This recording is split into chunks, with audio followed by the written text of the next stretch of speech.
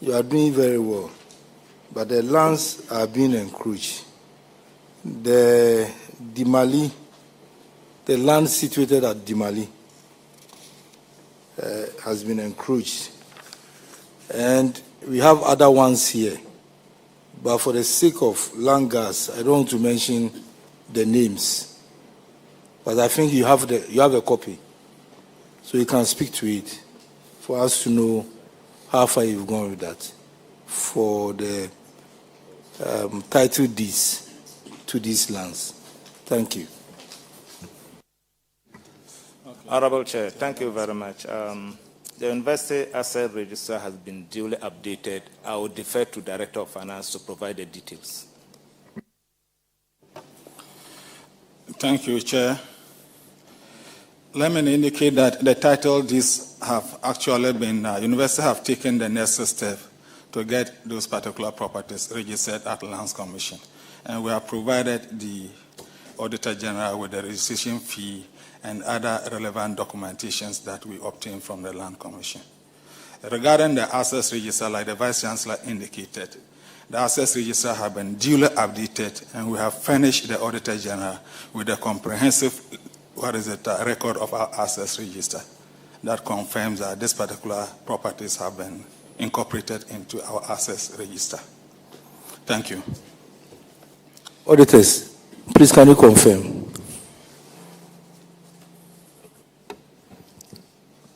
Honorable Chair, yes, indeed, the Asset Register has been duly updated.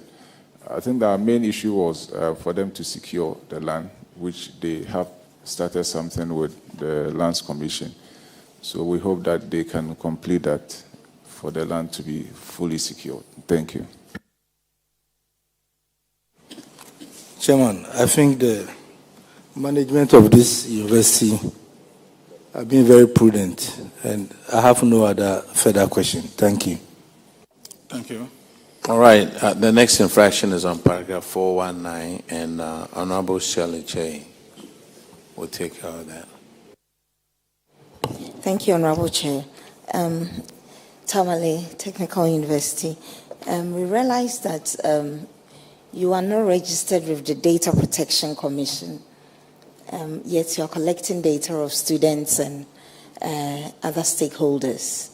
In your management response, you said you would take steps and comply.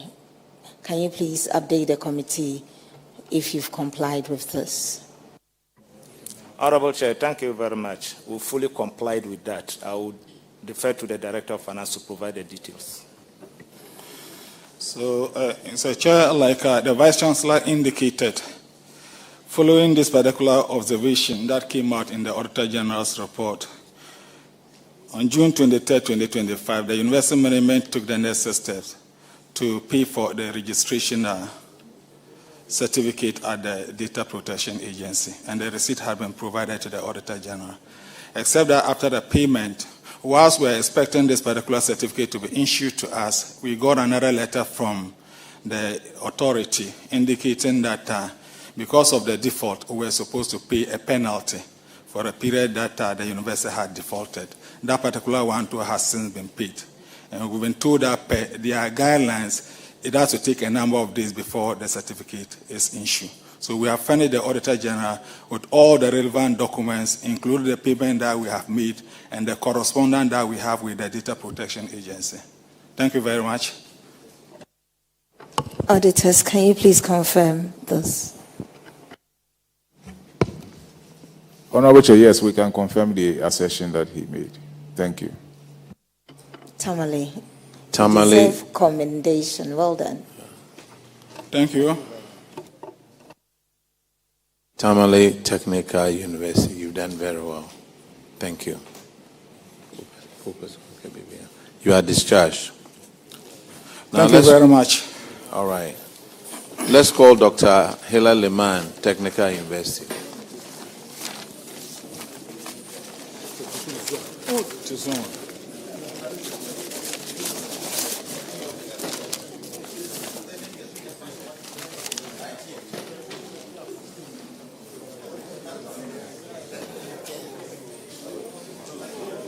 Yes.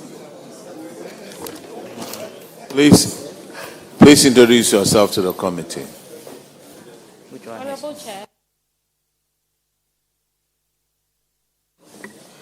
Honorable Chair, I'm Engineer Professor Hamida Tudarimani, the Vice Chancellor. I'm Musa Basik Diabo, Director of Finance. I'm Joseph Benda, Acting Procurement Director. Honorable Chair, my name is Abdulrazak Abdullahi, Acting Director of Internal Audit. Thank you. All right. Honorable Abner Seyasari will handle your financials.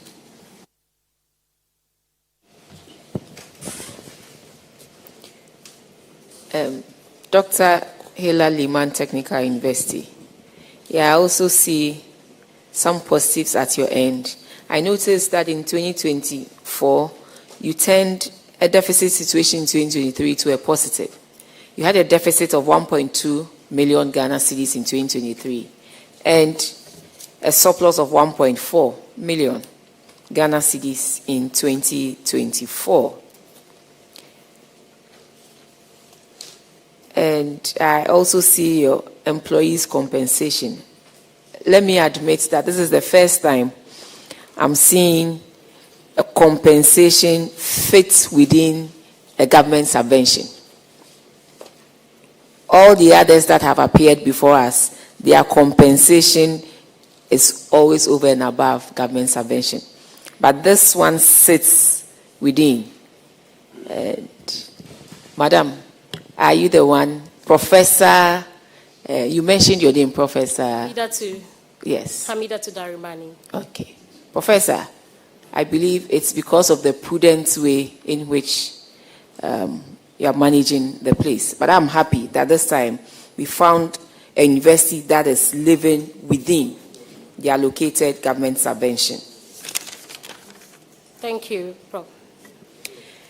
And clearly your current ratio also tells us that there's been an improvement. In 2023, you could cover your short-term liabilities by just 50%.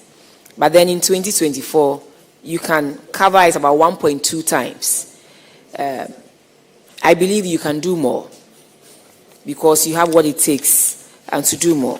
What I will encourage you to do is to work on your IGF. Your IGF is very, very low. In 2023, you did 4.6, and then in 2024, 4.5. So it came down by close to 100, a little over 100,000.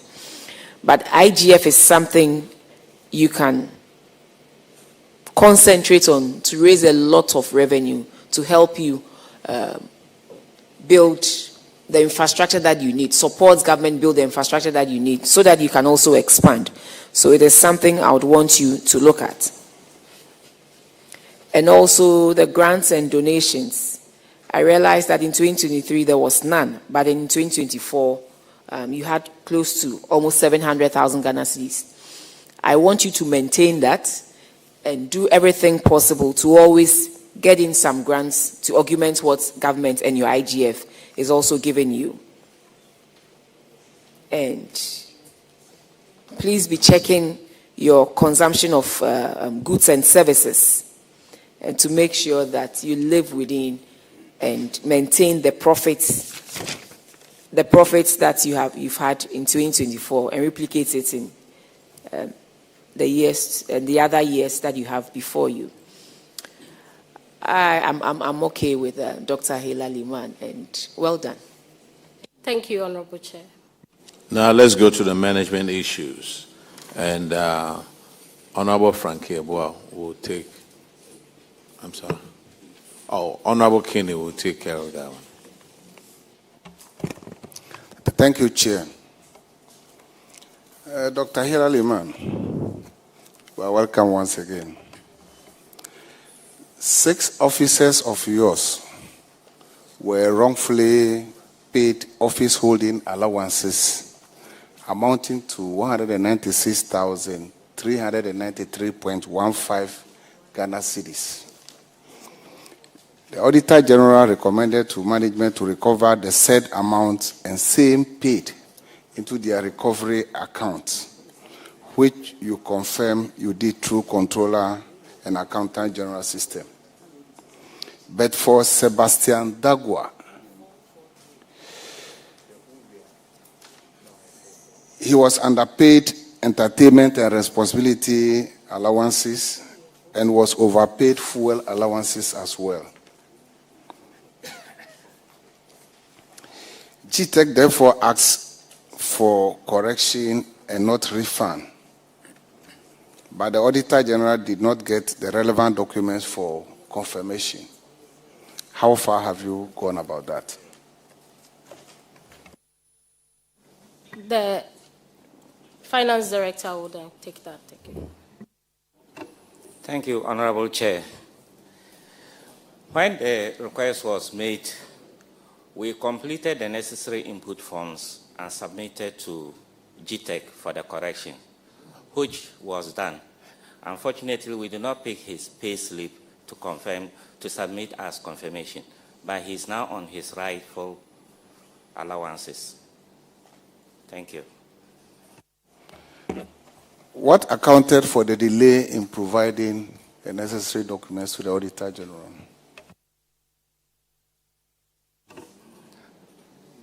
Honorable Chair, I will just say this one is a fault on our side. Actually, I did not know we were supposed to send that as an evidence to them. Pardon me for that. Thank you, Chair. They cited you. You mean auditors cited you, right? No, sir. Oh, okay. All right. Let's go to the next paragraph. 443 by Honorable Frank Yeboah. Thank you, Mr. Chairman. It relates to unearned allowance of 34,971. And it's reported that one Mr. Ochre Solomon was given an appointment for a year. And after the tenure, you continue to pay him to the tune of 10,986. There's another person here, the registrar of the university, Mr. Songutua Vitus, who occupied a fully furnished accommodation, was wrongly paid housing, utility, and domestic servant allowances totaling 23,984. So in total, 34,971 cedis was paid to these employees who are no longer with you. So the auditors recommended that you should take steps to recover the 34,000 from these two staff members. What's the current status? Thank you. Yeah, Honorable Chair, I think that is right. And so we have actually communicated to the affected staff, and they are committed to paying by installment. So we have already recovered some amount of money. I think the Director of Finance can give us the details. Thank you, Honorable Chair. On the part of Mr. Solomon Ochre, so far, 6,000 was paid. That's 2 installments. The registrar also paid 10,000 and still have an outstanding of 13,000 to pay, but he's committed to paying them. Do you have a structured payment plan, or they're just paying what they want to pay? Yeah, it's monthly, sir. Yes, sir. So it's monthly repayment? Yes, sir. Okay. So auditors, can you confirm 6,000 from Mr. Ochre and 10,000 from Vitus? Thank you. Yes, Honorable Chair. So, 16,000 has been recovered. Finance, from the payment plan, when are you supposed to recover all of them, the total amount? We hope to get these ones done at least before the next audit, sir. That is probably by February next year, we should get these things completed. Because you indicated to the committee that we have a structured payment plan. Yes, sir. So I'm assuming that you know how much you collect every month and know the total amount left. So you shouldn't be guessing. You should be able to tell us when the final payment will be made. Yes, sir. Thank you. All right. The next infraction is on paragraph 457. And Honorable Inim will handle that. Thank you, Chair. So this infraction has to do with wrongful payment of allowances to staff on steady leave to the tune of 42,926. So the auditors noted that 3 officers of the university were granted steady leave with pay, were paid salary-related allowances amounting to 42,926 Ghana cedis, which they were not entitled to. The auditors recommended the recovery of this amount from the officers and paid same into the Auditor General's recoveries account. What has been done about this?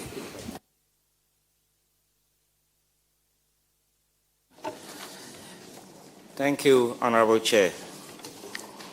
The information was communicated to the affected staff, but their union came up with a document that was approved by government that staff on approved steady leave with pay were entitled to allowances, just like their colleagues who were at post. Were given the document that was signed by the union leaders and fair wages. A copy was given to us before we came here. Prof, were these documents presented to the auditors when they came on site? As at the time they came, the document was not ready.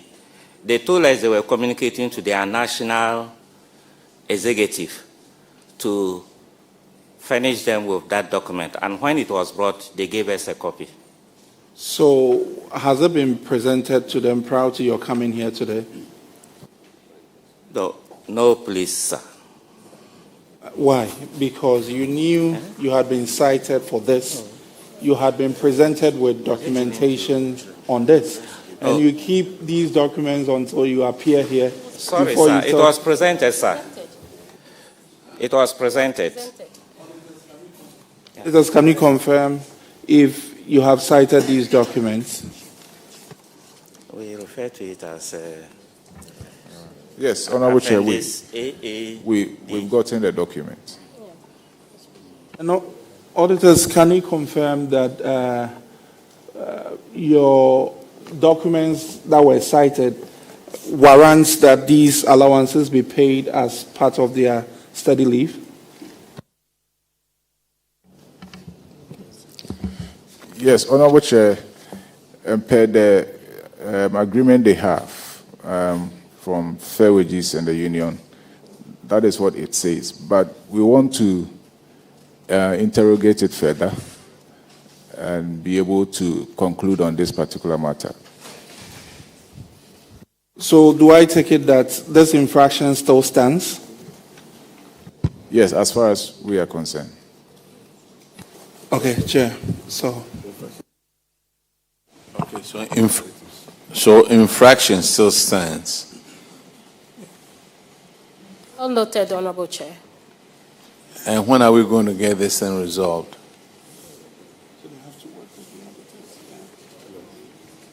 We'll liaise with the auditors and make sure we clarify it. And if they have to still pay, then we'll find a way out. Okay. But as it stands now, they have a written agreement, agreed by Fair Wages. So we'll just follow that up too.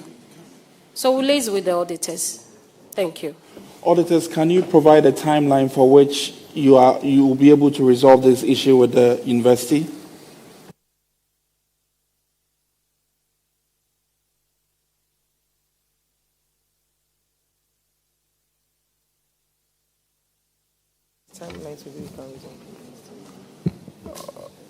Honorable Chair, we may ask for 2 weeks to do this. Thank you. 2 weeks granted. The next infraction is on paragraph 464, and Honorable Nancy will take care of that one. Thank you very much, Chairman.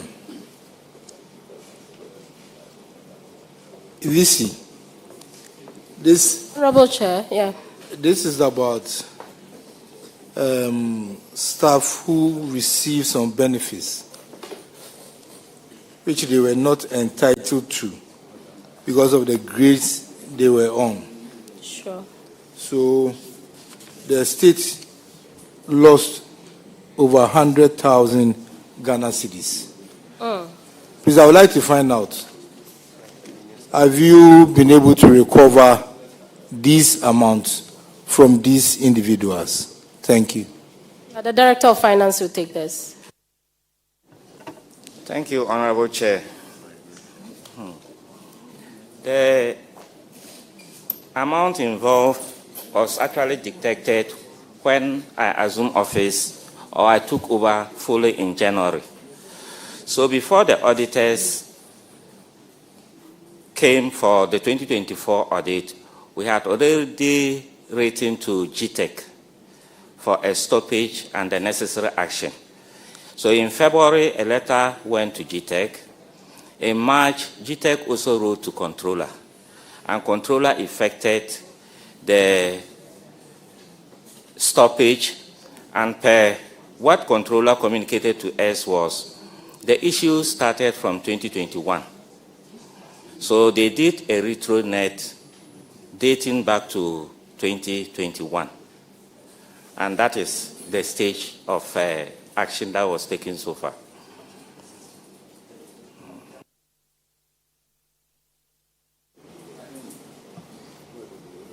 Vice Chancellor, so what are the steps you are taking now to recover it? So, like he said, it is being set, the returnet, to recover all almost everything. So with time, it's assumed they'll pay off everything through the payroll. Auditors, please can you give us some confirmation on this after the returnet? Yes, Honorable Chair, so that has been the arrangement for the amount to be deducted from the salary at source.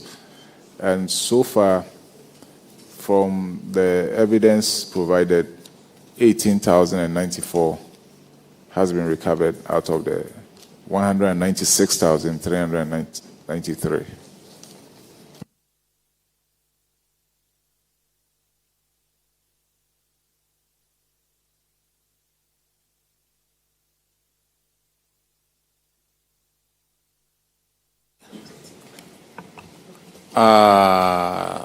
Dr. Hila Leman,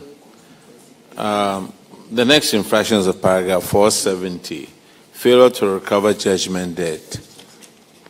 Someone sued your university, you won an appeal, and you were supposed to collect 55,000 judgment debt award, but you haven't collected it yet.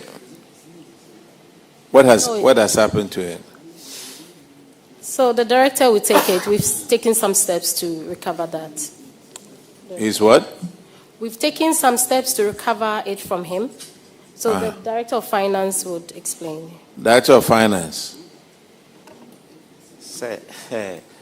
The school solicitor wrote to, or the university through the solicitor filed a case at the WA court for the recovery process to take place.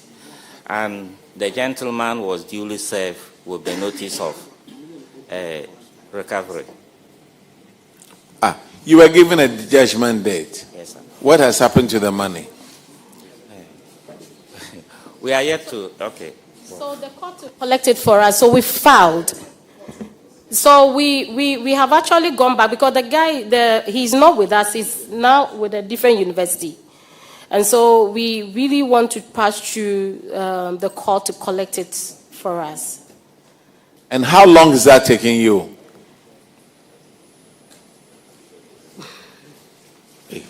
So give us just 3 more months. We will follow him because the guy in question has taken us back to court. So it's a very dicey thing. But we will follow up. Madam, Yeah. when did you get this judgment? When did you get the judgment against the guy? That was this year. When? 2024. This year, 2024. Last year, 2024, sorry. 2024, what month? May. 7th May 2024. So May 2024. And you haven't made any effort to go and collect this amount? We have. What evidence do you have that you made the effort to collect the money? That's very the letters. The letters are attached, right? It wasn't attached. Yeah. Unfortunately, we don't have the letter here, but we really have made some efforts. Maybe we plead that if you give us some 3 more months, we would follow up and make sure we collect the money. Madam, May of 2024. Now we are in November of 2025. If all those months you couldn't collect it, you mean to tell this committee that 3 months you'll be able to collect this amount? We will intensify our efforts. No. It's not about intensifying your efforts. You had about 18 months. You couldn't collect it. Because from your answer, I'll make a ruling. Okay. And you'll be stuck with it.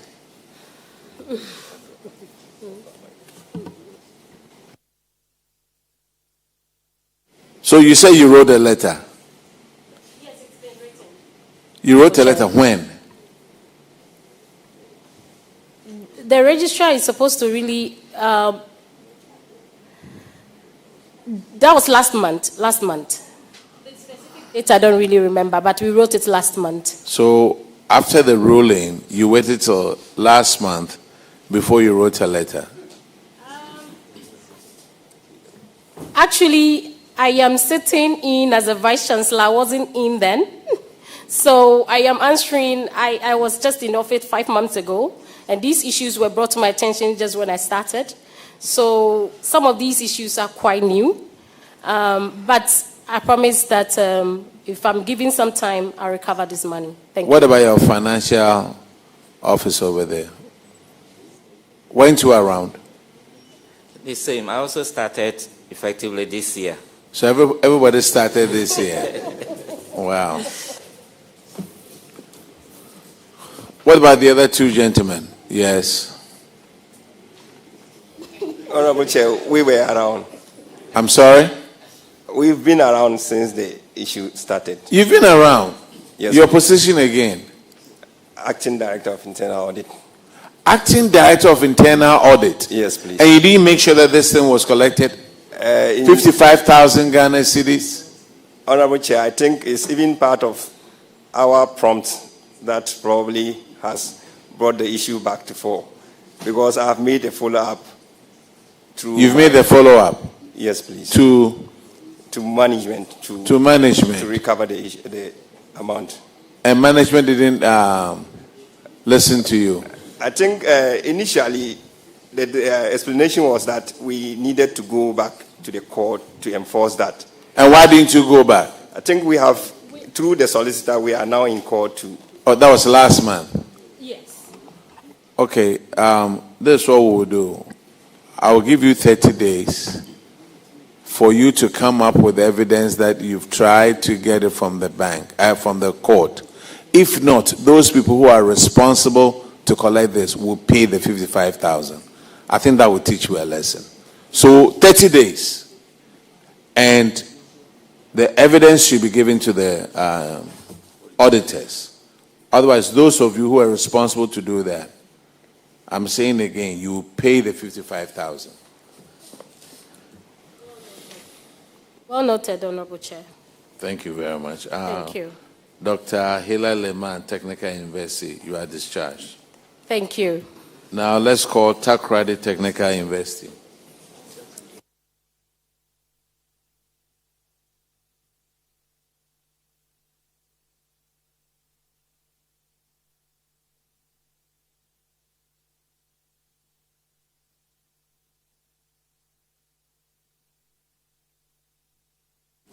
Please, did you guys take the oath? You did. All right, please have a seat and introduce yourself to the committee. Sir, please use a microphone so that the whole country will recognize your voice. Reverend Professor John Frankishen, the Vice Chancellor of Tekwaliteka University. Moses McLean Abnori, the Registrar. Elizabeth Obin, the Director of Internal Audit. Emmanuel Bodi, Deputy Director of Finance. Engineer Philip Kwao, Director of Works and Fiscal Development. All right. Honorable Akwesi Kunedu will handle the financials with you. Chairman, thank you very much. Reverend, welcome. Reverend, let me start with this one. What are social benefits for the technical university? When you talk about social benefits, what are social benefits? In your account, you have 300,000 for the year 2023, and you have 665,000 for this year 2024. Okay, I will let the Deputy Finance Officer. Social benefits are scholarship that we pay on behalf of our students. You see, we give students scholarship, and from the IPSAS structure that came, you are supposed to report it under that. So the money that was used to support students by way of scholarship is what's referred to as social benefit. Oh, okay. And in your account, you realized foreign exchange gains. Yeah. What foreign exchange transactions are you involved in? That there was that expectation for you to realize gains on them? We have a foreign account for our foreign students. We have foreign students that we admit, and they pay the fees in dollars. So at the end of the year, when you are preparing our account, we have to convert it to Ghana Citi. So at the time you converted, there was a gain. So you had an expectation of how much you were going to earn in Citi. So you realized that as a gain. No, it's a foreign exchange account. We receive it at a particular rate. And when the rate went up, when you converted, we had more compared to when we received the money. And you realized that as gains? Yes, it's a gain. That's Why? how we treated an account. Because if it's a dollar account, it remains in the dollar. Yes. When you realize it and you would want to convert into Citi, the amount of money that you realize then becomes a total revenue into whatever you'd want to transact with.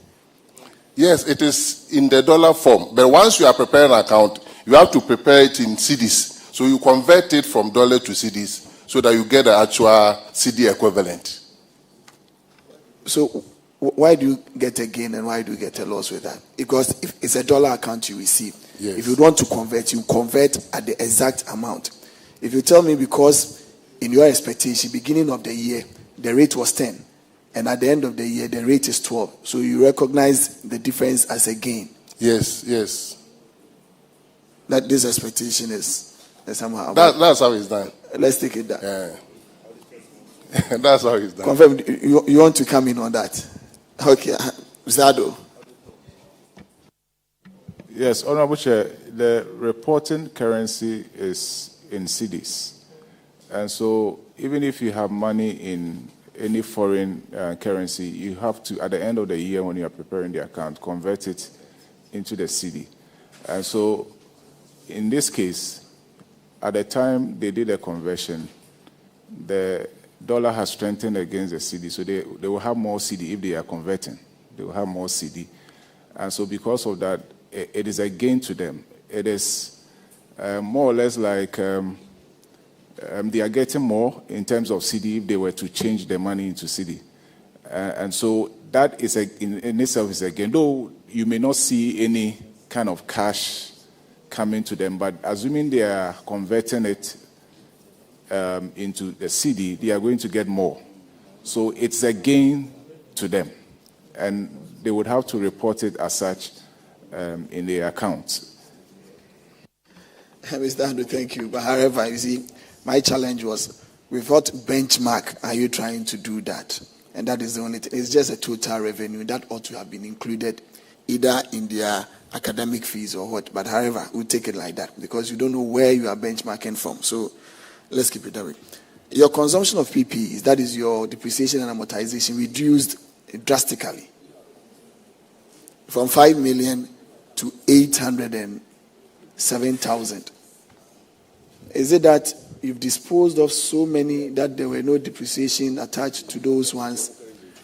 Or what accounted for that? Because this is a huge reduction in terms of your amortization and depreciation. Thank you, Mr. Chairman.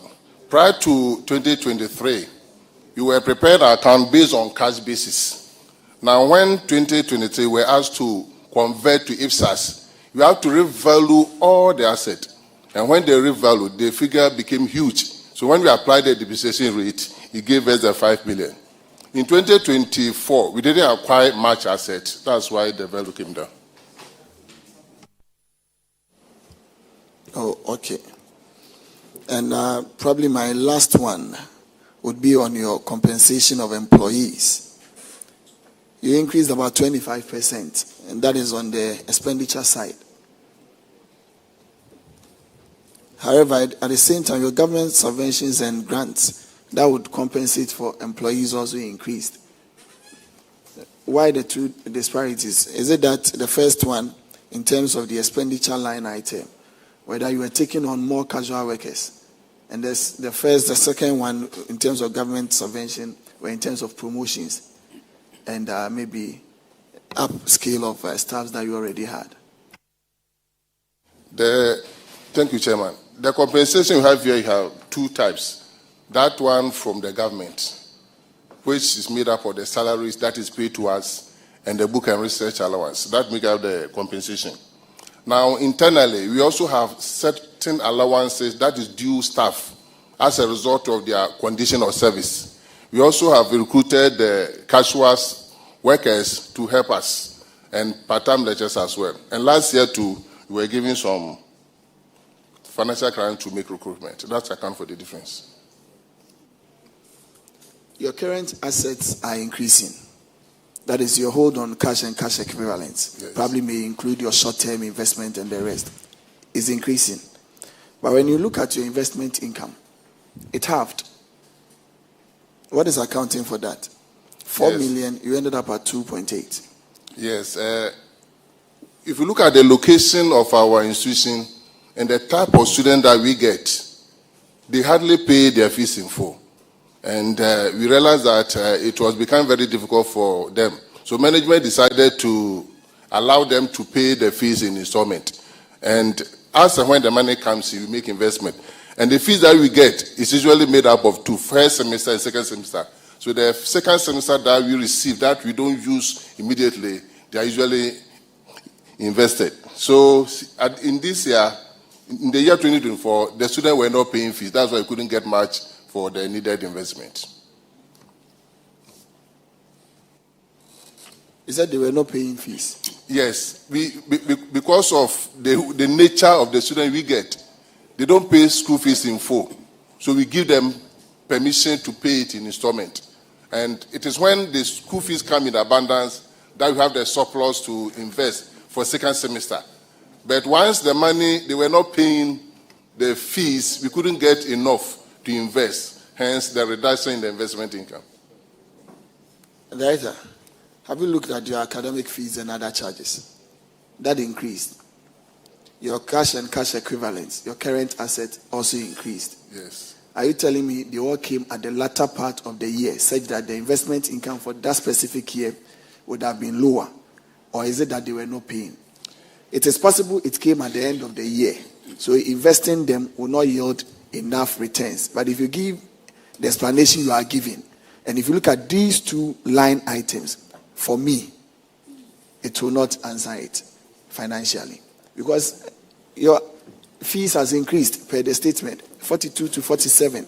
Your cash and cash equivalent, 22 to 27. All of these are increments. So in any way, wherever you put them, yes. And your liabilities are also increasing. It means you are not paying them. So it means you are having more cash. And your investment incomes are also reducing. So if you put all of these things together, the answer that you give me would be a bit short of it. I'm telling you nothing but the truth.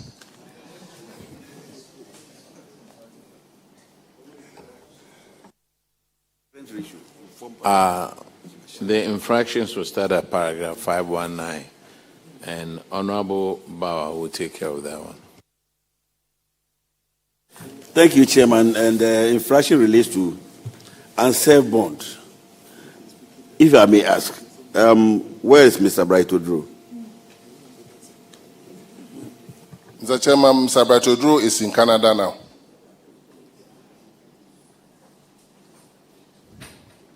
So he takes our money, goes to study, and he remains in Canada? Yes, sir. What steps are you taking to recover the money? Thank you, Mr. Chairman. What we did is that we have the bond form, which is filled by the staff and the guarantors. In fact, when he refused to come, we contacted the guarantors to retrieve the money. And the guarantors also informed him, and as at Wednesday, he had paid 6,000 out of it, and that he has decided that he will pay 5,000 every 2 weeks. Out of 82,000? Yes, please. He has paid how much? 6,000. 6,000? Yes, please. The recommendation of the auditors was that you should take steps, including legal action.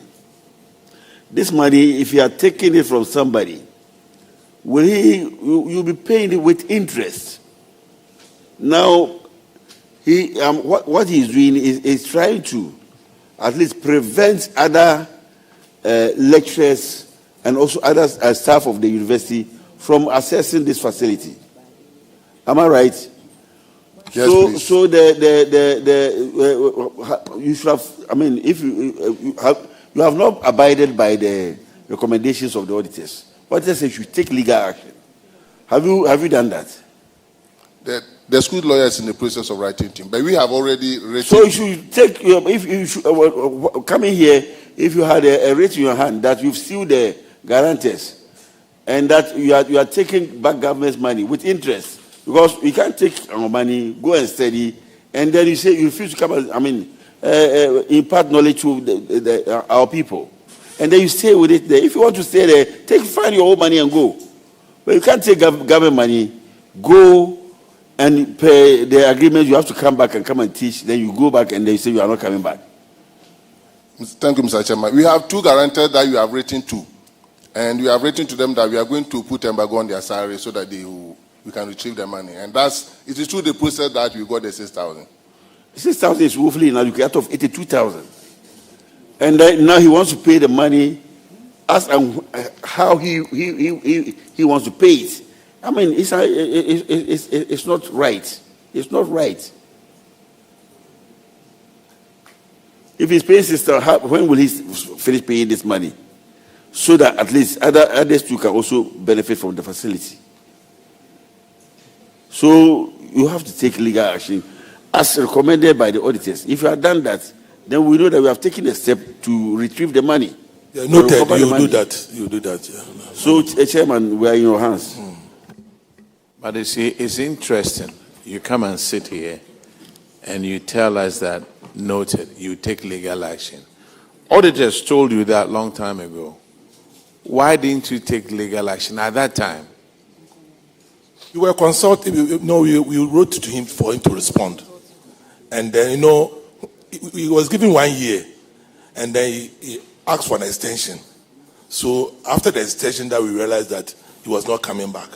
So you wrote letters and then trying to retrieve the monies from. So how would you feel if those of you responsible are made to pay this amount of money instead of going after him? Because to me, you've allowed him just to stay out there and not pay this amount of money. You were advised about legal action and you haven't done it. No, please, we gave him 1 year and then he requested for an extension. So it was after the extension that we realized there's not coming back, and we started taking the action. And the auditors came and then said we should take legal action against him. So since he has responded that he's going to now pay, I think there's no need for us to do that.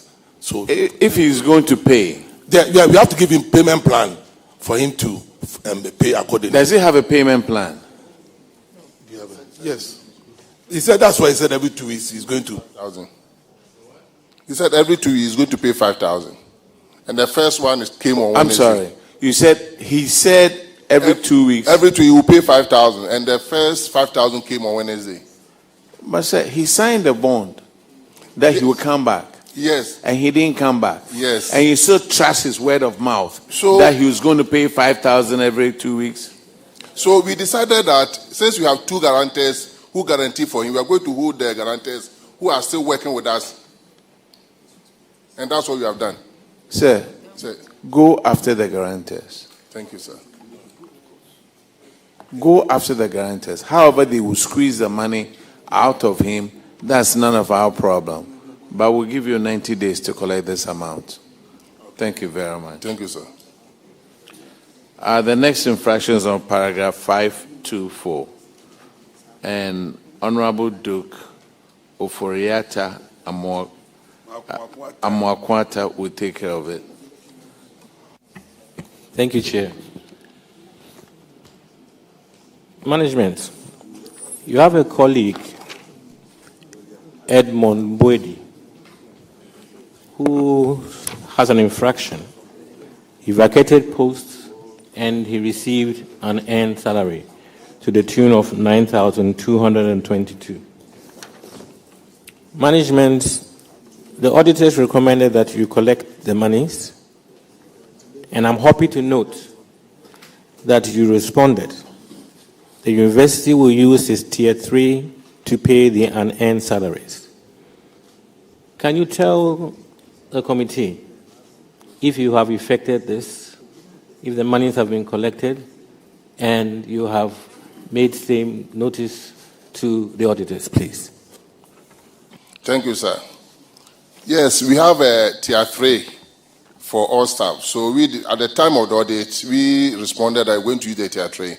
So when we contacted the company, they said unless the Idmonbody gives his consent, they can't pay the money to us.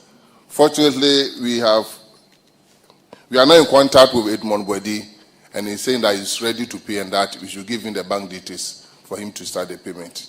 But after the Tier 3 that we wanted to use, the company is saying that unless he gives his consent, they will not give the money to us. Can you tell us how long ago you got into this arrangement or agreement? On Monday, I contacted the officer who signed for him to be validated, and through that, he contacted him in US, and we were able to get this fair arrangement. Mr. Chair, they seem to have an arrangement. I leave it in your hands because they are going to wait on the gentleman to give us the sign-off. We want to know when they will actually effect payments. Yes, sir. Did the auditors know about your arrangement? No, please. Hey. Master, you guys don't look good, though. You were here when we complimented another school. But this one looks like there's no sense of urgency.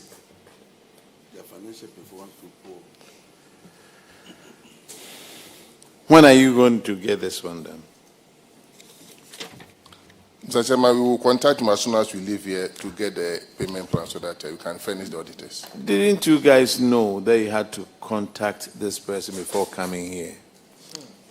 We were not getting him, because he's outside, all his numbers were not going through. Fortunately, through somebody else, that we were able to get his number. Sir, you'll be surprised the whole country is watching you. The whole country is watching you and listening to your answers. When you get back home, get a copy and read it and see if you look good on that one.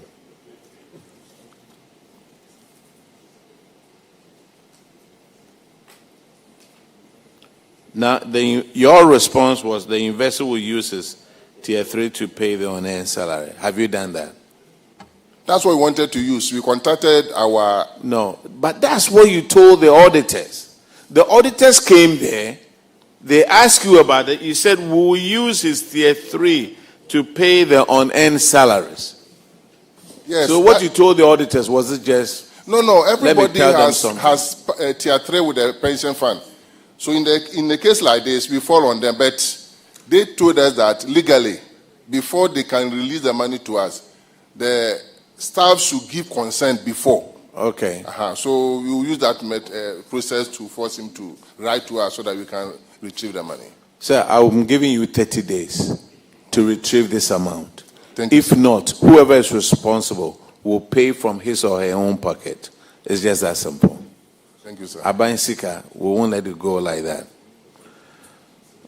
The next infraction is on paragraph 529, and Honorable Ahinkwa will take care of that one. Thank you, Chairman. Chairman, this infraction is on delayed projects. The auditors noted that 2 contracts were given, 2 separate contracts were given for the construction of lecture theaters and then an administration block to the tune of 54,522,988. But these projects were behind the completion schedule in 2 years. They were supposed to be completed in 2 years. We are in 2025. And looking at the projects, as I said, you have 2 different projects. One is a BU campus, TTU BU campus construction of 4-story lecture theater at BU campus, TTU. And the contractor is Stephen Kweja Limited from Axim. And then the contract was awarded in 20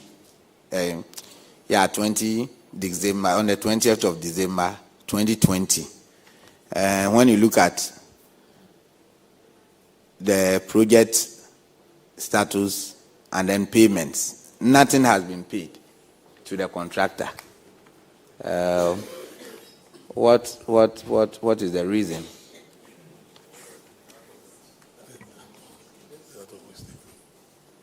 So take us through.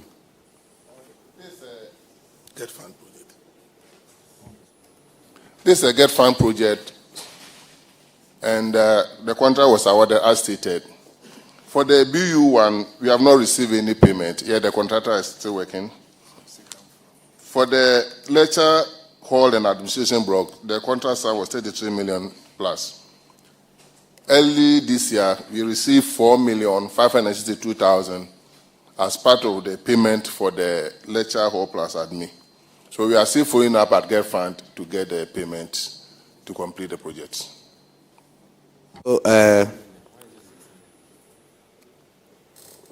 The second project is the construction of a lecture theater and then renovation of an administration block.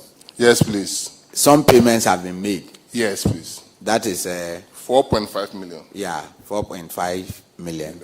So, which one is that amount catering for? Is it the renovation or the administration block? Partly administration, some of the foundation of the lecture theater. So, what is the status of the renovation work? The renovation work, they've done substantially and we are in it. Left with a small area to complete. So all these are funded by Get Fund? Get Fund, sir. Yes, sir. Okay. So what are you doing? Since you are claiming the payment is, the delay in the payment is the fault of Get Fund, have you taken any practical steps to get the money paid? The Vice Chancellor is following up. The Vice Chancellor is following up and it's always a Get Fund to follow up for the payment. He's here. Yes, I think the contractor is on the second floor of the 4-story. He has not received any payment, but we have sent all the certificate to Get Fund, and I'm following on them for payment. I think you just have to follow up. Yes. Because a contractor who has begun a project like we are claiming, has done to the second floor and is still continuing without a payment from the funding source, I think it's not good. It's not good. He's a good person. If I were the one, abandoning it would have been an overdue thing to talk about. So let's help him. Thank you. All right. Takrady Technical University, you are discharged. Thank you. Now let's call Cape Coast, please.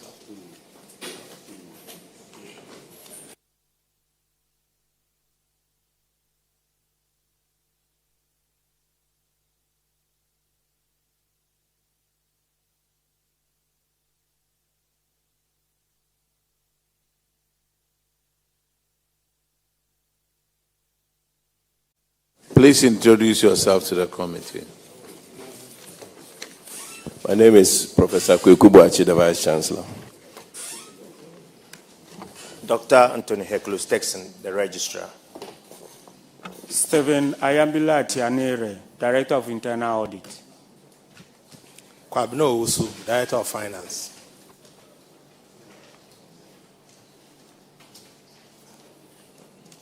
We'll start with your financials on paragraph 351. Thank you, Chair. Cape Coast Technical University, we are considering your financial performance and financial position. So for your financial performance, I can see for the years 2023, 2024, there was an improvement over your bottom line, which for 2023 you had reported a deficit of 3.5 million, but then for 2024 there was a surplus of 2,014,137 Ghana cedis. That shows an improvement in performance. But then I just want to understand a few things. With your income, your IGF went up by over 54%. What accounted for that increase in 2024? Chairman, with your leave, I'll defer to the Director of Finance. Thank you, Honorable Chairman. A chunk of the increase came from student fees. Last year, we had approval from Parliament to review our fees. So the review fees came a bit late and it had to be charged for 2024-2025 academic year. And that's what brought about that increase. Quite apart from that, we also had some grants from GSDF, which also came to support our revenue base. And then also increase in student enrollment also accounted for that. We had about 1,000 students leaving the previous academic year, and we had about 2,300 coming as first years. So these were the factors which led to the increase in revenue. Thank you. Then for your expenditure, I can see there was some increases in your goods and services. Do you have any explanation for that as well? Thank you, Mr. Chairman. So the increase in the revenue, which actually came from the student numbers, actually also came with some cost. For example, because for examination, printing and stationery and all that, which are related to students teaching and learning, we had to increase. They had to be increased because the numbers had gone up. And so fundamentally, we could see that the examination cost increased about 1.5 million Ghana cedis. And that's where it actually came from. Thank you. Thank you for that explanation. On your financial position, I can see for 2023, your ratios were not good at all. And even for 2024, some bit of improvement, but yet you will still not be able to meet your short-term liabilities. What assurance do you give to the committee that you will be able to improve on your current ratio such that you will be able to meet your short-term liabilities going forward? Thank you, Mr. Chairman. We are trying our best to actually ensure that we minimize or reduce our liabilities, current liabilities, and then also improve our current assets in terms of our mobilization. So we're hoping that 2025 we'll be able to come out of the woods so that we'll have a favorable current ratio. Thank you. Okay, thank you for that. I hope 2025 is looking good for you then, since you are giving us that assurance. Because we are in November, so...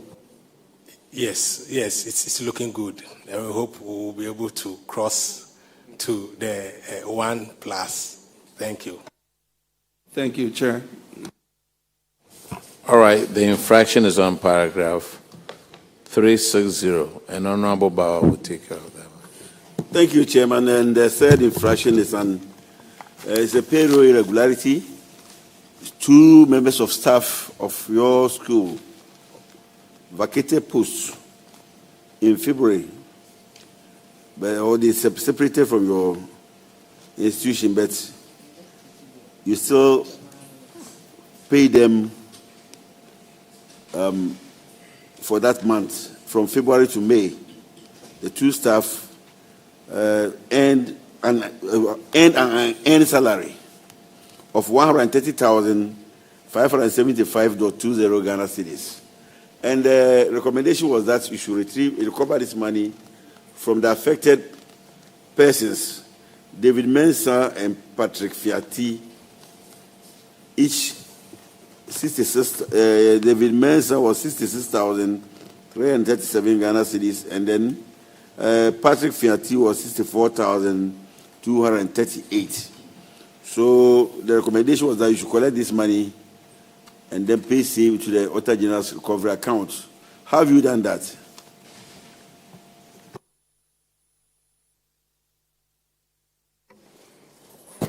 Thank you, Chair. We have contacted them. Okay. Prof. Chair, with your permission, I defer to the Director of Finance.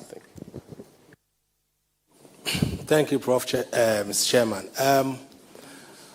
What really happened was that when the auditors came, we had already written to their banks to request that those funds be returned to government chest. And so the final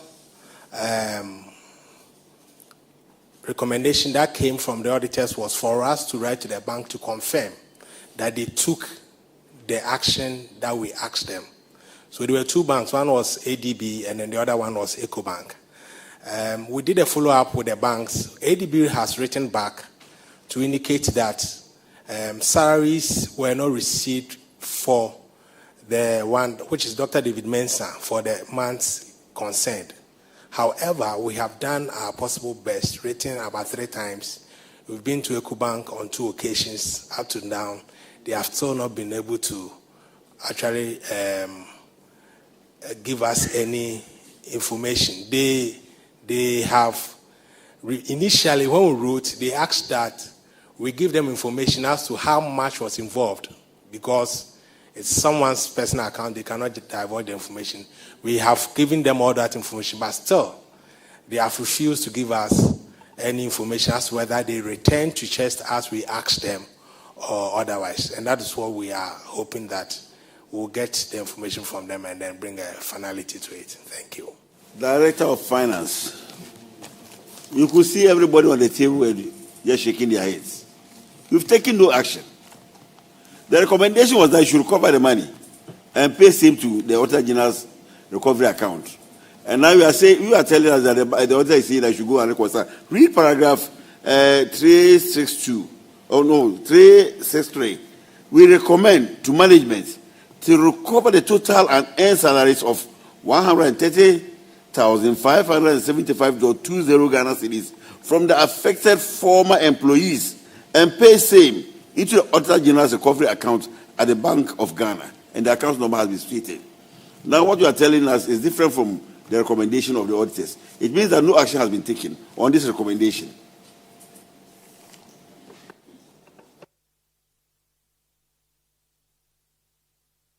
Honorable Chairman, can I the management letter that was given to us, as I indicated, when the auditors came, we gave them evidence of having written to the bank to ask that the monies be returned to chest.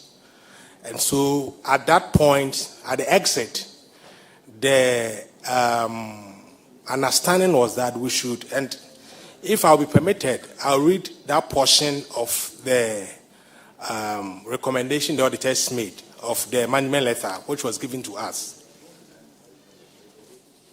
Sir, the management letter, whatever they write in the management letter, they give you, 30 days to comply to it? Not so. Yes, we did. When you don't comply to what is in the management letter, what they write later on in the report is different. You are the finance director, right? Yes, yes. I'm sure you have a PFM regulations on your desk. Yes, I do. Okay, and I hope you read it. Because look, the management letter you are going to write, that was between you and the auditors. You didn't comply within 30 days. Who validated these people? Our staff, head of payroll and then the payroll staff. Chair, with your permission, let me read the Regulation 92 of the PFM Regulations 2 to them. It says that the principal spending officer of a covered entity shall ensure the immediate stoppage of payment of salary to public servants and notify the Comptroller and Accountant General on the death, conviction and sentence to imprisonment, dismissal, or relief of post, leave without pay, vacation of post, and resignation, or retirement of an employee. It further states that the head of the covered entity shall take the necessary action to retrieve any unearned compensation occasioned by any of the occurrences listed above. So that was why the auditors said you should recover the money. So if you haven't recovered the money until now, Chair, we're in your hands. It's like they didn't take the recommendation of the Auditor General serious. So we're in your hands, whatever you say.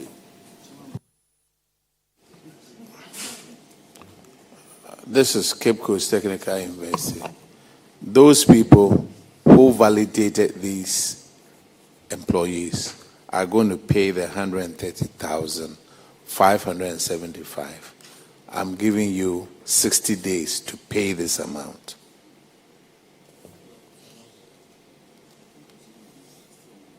Now, failure to pay, I recommend that you face the Attorney General for prosecution. It's just that simple. Cape Coast, you are done. You are discharged. Thank you. Let's call Whole Technical.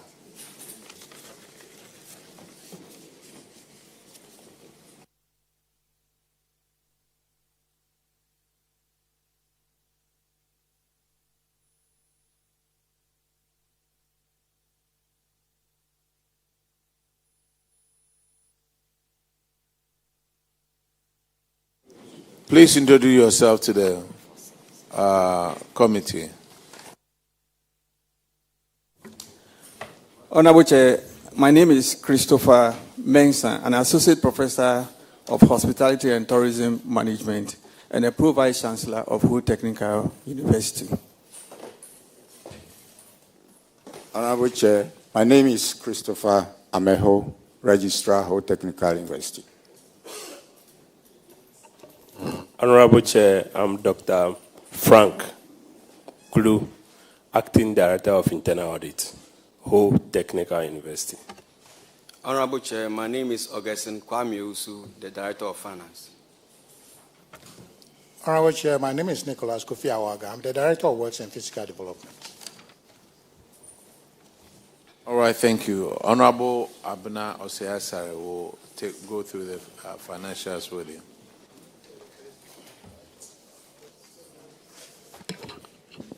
Thank you. First, want to go straight to your financial position because I have seen some anomaly, if I should put it that way. Your current liabilities, you moved from 4.5 million to 17.4 million. Can you share with us what's caused this huge increase and why? Honorable Chair, I will seek your leave to ask the Director of Finance to respond to this question. Honorable Chair, thank you. It moved from 4 to the 17 because in 2024, the academic board decided to defer the reopening from October to January. So at the school fees that we had collected by that time, we needed to defer the income to 2025. So the figure there is 10.49 million. Again, we were holding on to a project funds which we had not done the activities. So there was also the need to defer that money to the following year where the activities will be carried out. Thank you. Okay, then I think I'm comfortable with that explanation. Thank you, Madam. But I want to find out from you what happened such that your expenditure moved from 98.5 million in 2023 to 135 million in 2024.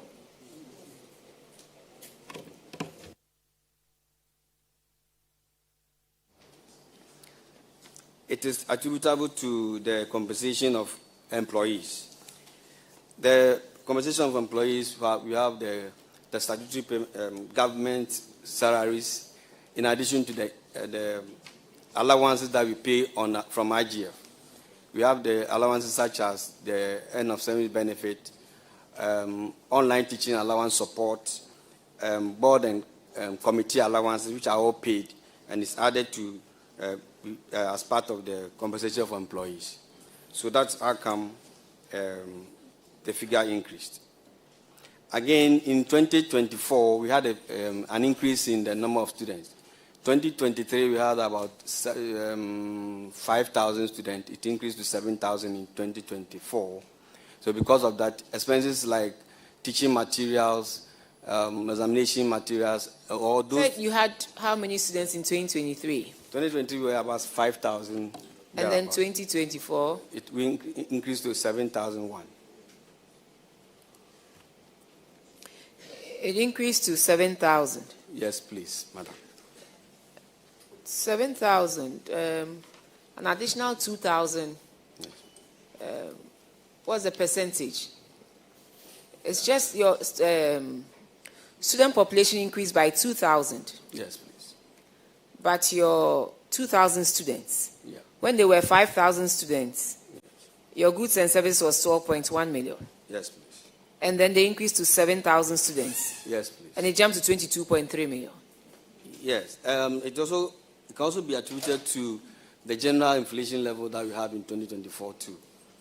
So it's not only the... Give me the breakdown of your goods and services. With the permission, can I take my... Yes, please.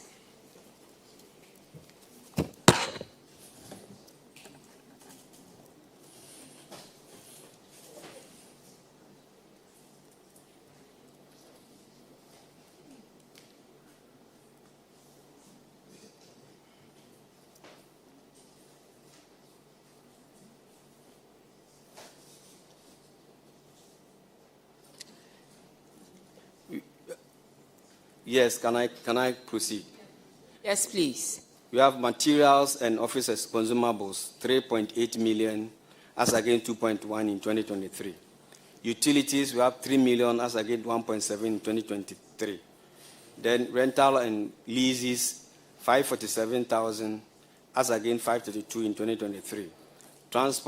Travel and transport, we have 4.3 million, compared to 2.5 in 2023. Then repair and maintenance, 2.4 against 1 million in 2023. Training and seminar conferences, 1.7 to 906,000 in 2023.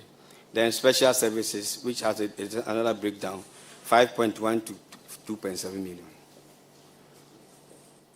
So you mentioned all that. So where did the inflation hit such that you saw your goods and services with 5,000 students move from 12 million to 22.3 million?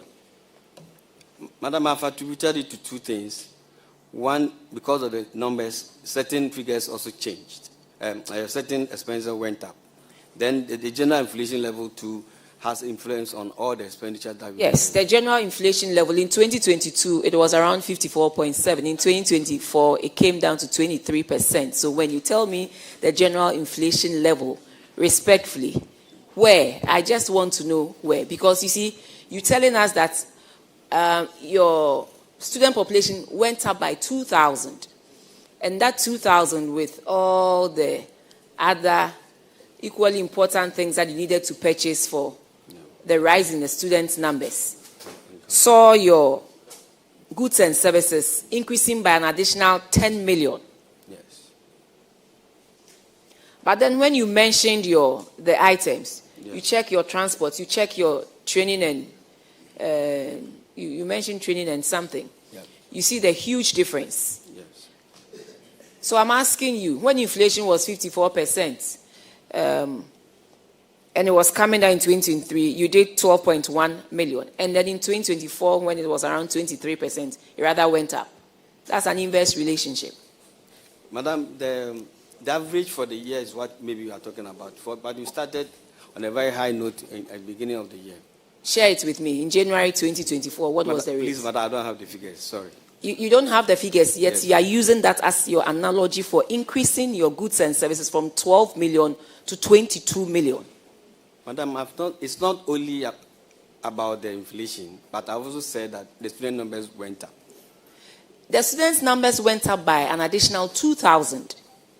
Yes. And going up by 2,000 shouldn't warrant an almost 100% increase in your goods and services. Madam, when you check the utilities too, it is also increased from 1.7 to 3 million. With our utilities bill. And your transport also went up. So, when you sit here and you tell us it's inflation, when you yourself now admit that your utilities went up from 1 point something to 3 million, and then your transportation went up from 1 point something to another 3 million. So when you make that analogy, don't try and come and play politics here. Madam, you speak to the facts. Yes. And what I'm saying is that your student numbers went up by 2,000. Yep. Your goods and services has gone up by an additional 10 million. And you said it's inflation. And I'm saying that when I compare 2023 inflation to 2024 inflation, the numbers came down substantially from 2023. And in 2023, where it was even up, you did 12 million with 5,000 students. And it's gone up to 7,000 students, I understand. But the rate at which your goods and services has increased, it far outweighs, one, the number of students, and the rate of inflation you claim was the cause of this.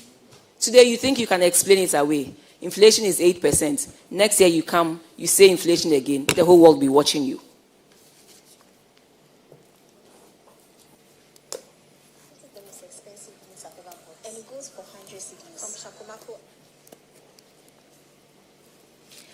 I also see specialized expenses here. Can you share with me what specialized expenses is from your end? I have a schedule I have to refer to, madam. There's a schedule to it I will share with you.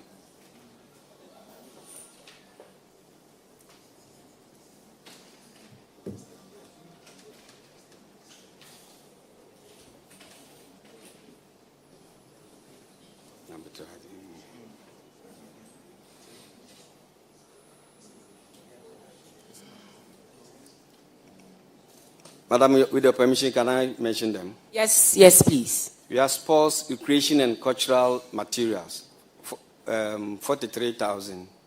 Then we have teaching and examination costs, 1.96 million, as against 1 million. Then trade promotion and exhibition, congregation expenses, then production unit expenses.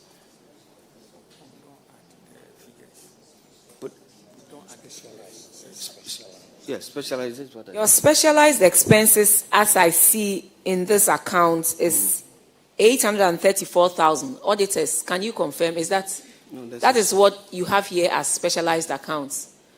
But the breakdown you have given me is way above that. Yes, Honorable Chair, it is exactly as is indicated in the report. I think maybe he's mentioning from a different note, because what we have here, the details are here. You have insurance and compensation, 145,000.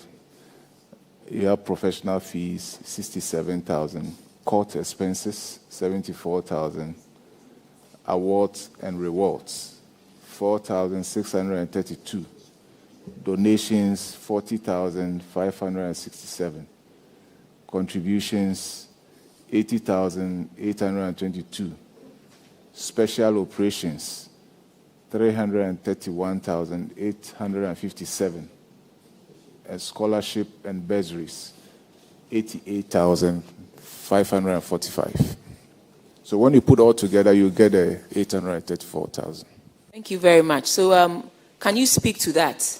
What you gave to the auditors based on that, they use it to prepare your financial performance. So if you can speak to that one and break it down, I have a few questions on that one. Madam, sorry, I was reading from special services. I'm sorry.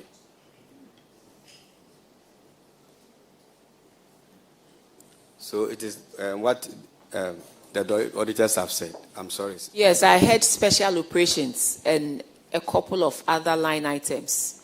At your end, what special operations do you undertake? Just share with us. Madam, we are using the GOG chart of accounts. And as a university, there are certain expenses that we do, but which is not on the chart of account. So that's where, until recently, we didn't have a line for accreditation. So now that it has been created, we are now using it as well. So those expenses that were not clearly stated on the chart, the GOG chart of account, that's where we are putting them. Yes, so tell us, what are some of the line items that did not have, that you couldn't find in the chart of accounts that you put under special operations? Like I said, we didn't have accreditation. Yes. Then, in fact, this is what really come to mind. You can check from your. I don't have the ledger here. Oh, but respectfully, you are coming to speak to your performance, financial position, financial performance. And so if you tell me you don't have what fed into the numbers that we have here, that shouldn't be. Honorable, please, the ledger that contains the various items, that is what I don't have. I will have the prepared account and not the ledger. Yes, but it's like notes to the account, and you should have notes to the account. The note is here. Yes, and then you said special operations, and I'm asking you, give me the breakdown of your special operations. And you said there are item or line items that don't have, that cannot be found in the chart of accounts. So you bulk it under special operations. I said, give me an example. You said accreditation. So accreditation alone took the 143,000.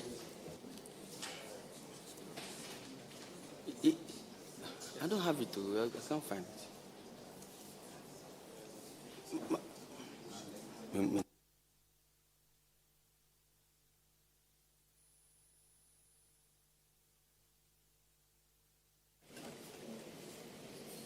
Prof, please, can you tell us something?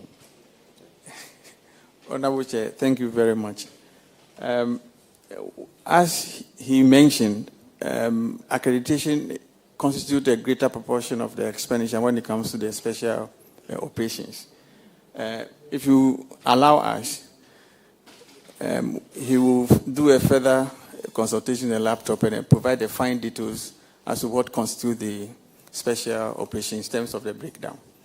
Thank you. Okay, so you will furnish us with that.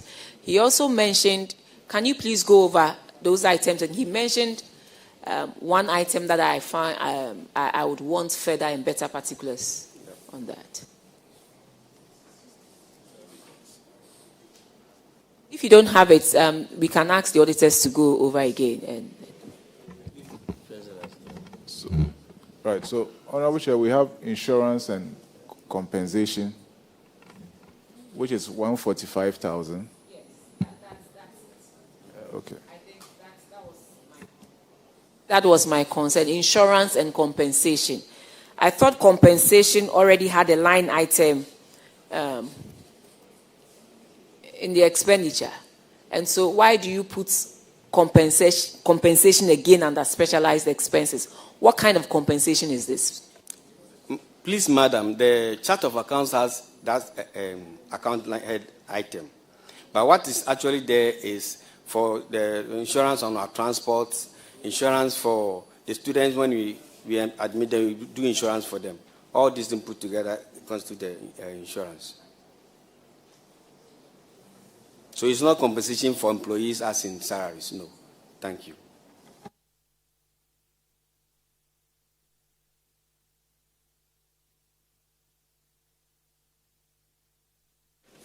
You explained why your current liabilities shot from 4.5 to 17.4, and clearly that has affected your current ratio, such that it's come down from where you could pay your short-term liabilities by 2.6 times to 1.4. And so you need to take steps to improve upon your current ratio. But I hope that moving forward, this looks like more of a one-off item, and that wouldn't affect your current liabilities to that tune again to affect your current ratio. Well taken, madam. Ranking, I'm done. Thank you very much. The next infraction is on paragraph 487, and Honorable Ahinkwa will take care of that one. Thank you, Chairman. Chairman, this infraction is on overdue national health insurance claims to a tune of 148,000 Ghana cedis. The auditors discovered that health insurance is owing the university to a tune of 148,000 in respect of overdue claims for services rendered by the university clinic as at 31st December 2024.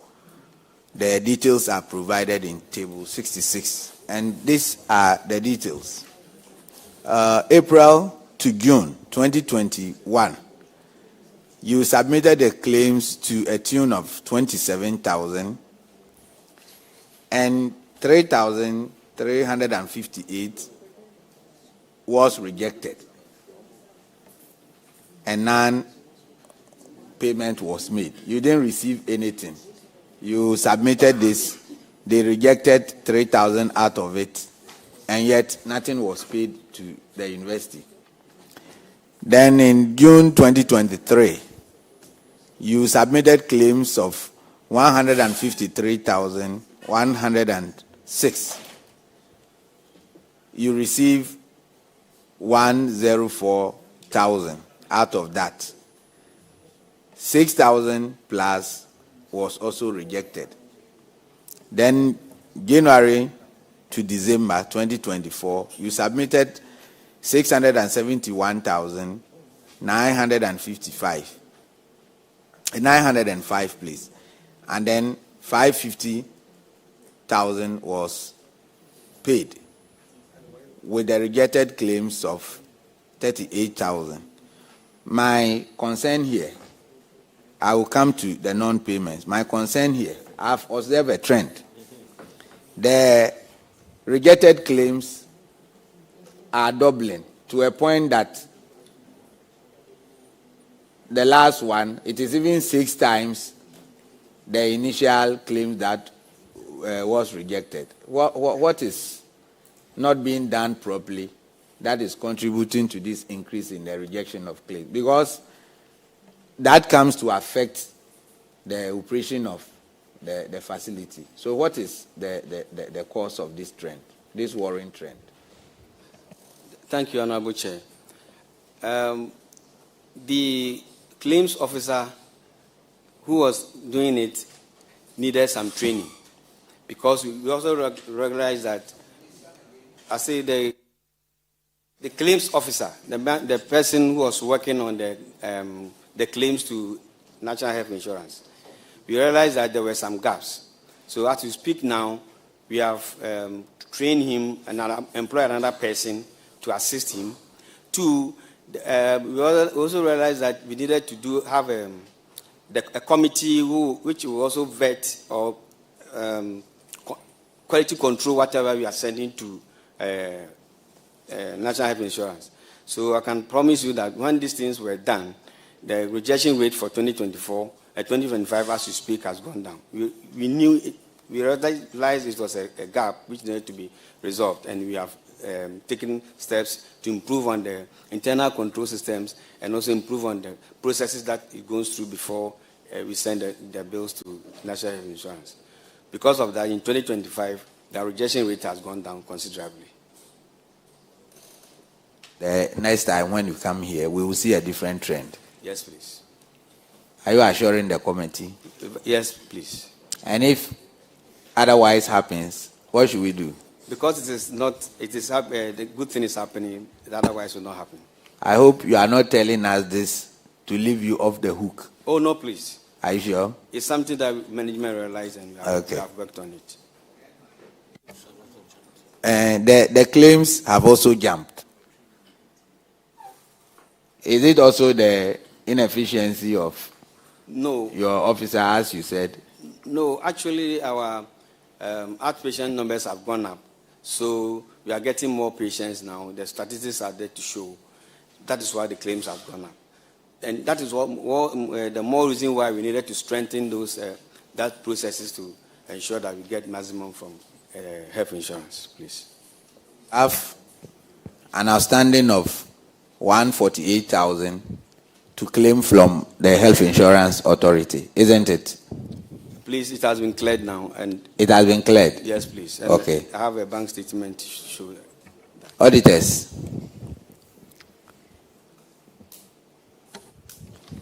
Honorable Chair, the amount has been paid by the NHIA. Okay, the next infraction is on paragraph 493, and Honorable Kinney will take care of that.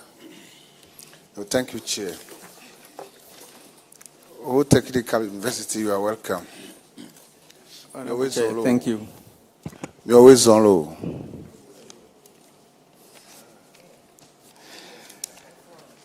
Therefore, Mr. Chair, this has to do with delayed projects.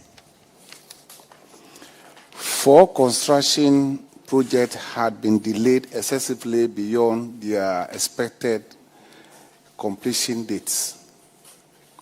The Auditor General noted that the Central Tender Review Committee of the Ministry of Finance, in a letter dated 29th November 2024, reviewed and revised the contract sums of the projects to reflect the then current conditions in the country. However, no contractor had moved to site to continue with the project as at then. The Auditor General then recommended to management to intensify engagement with the contractors to move back to the various sites and resume work on these construction projects. Mr. Chairman, the projects are as follows. Construction of 5-story, 20-unit, 3-bedroom, self-contained staff flats. Construction of 2-story rector residence. Construction of 5-story central classroom block for School of Arts and Design. Construction of proposed classroom complex at Ho Technical University.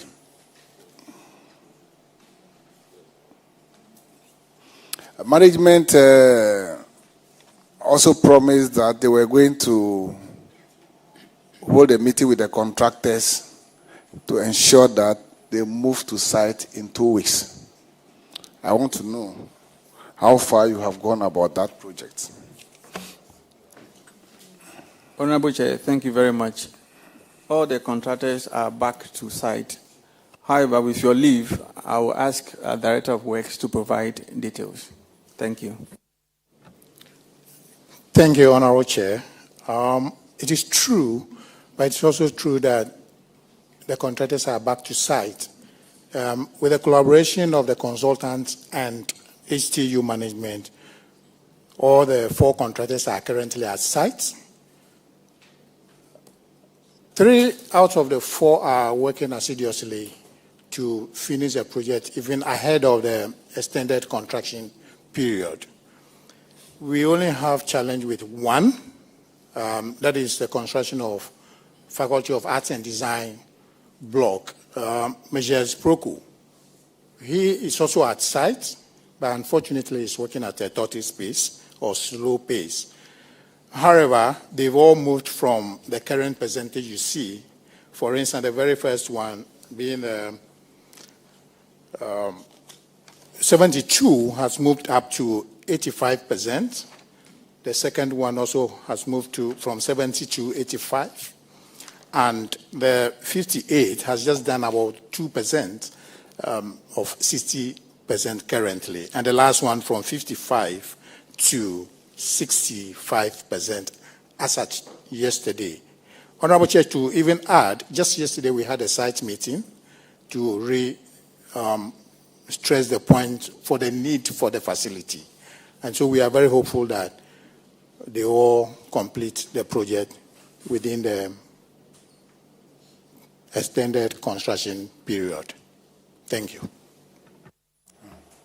What accounts to this delay? All right.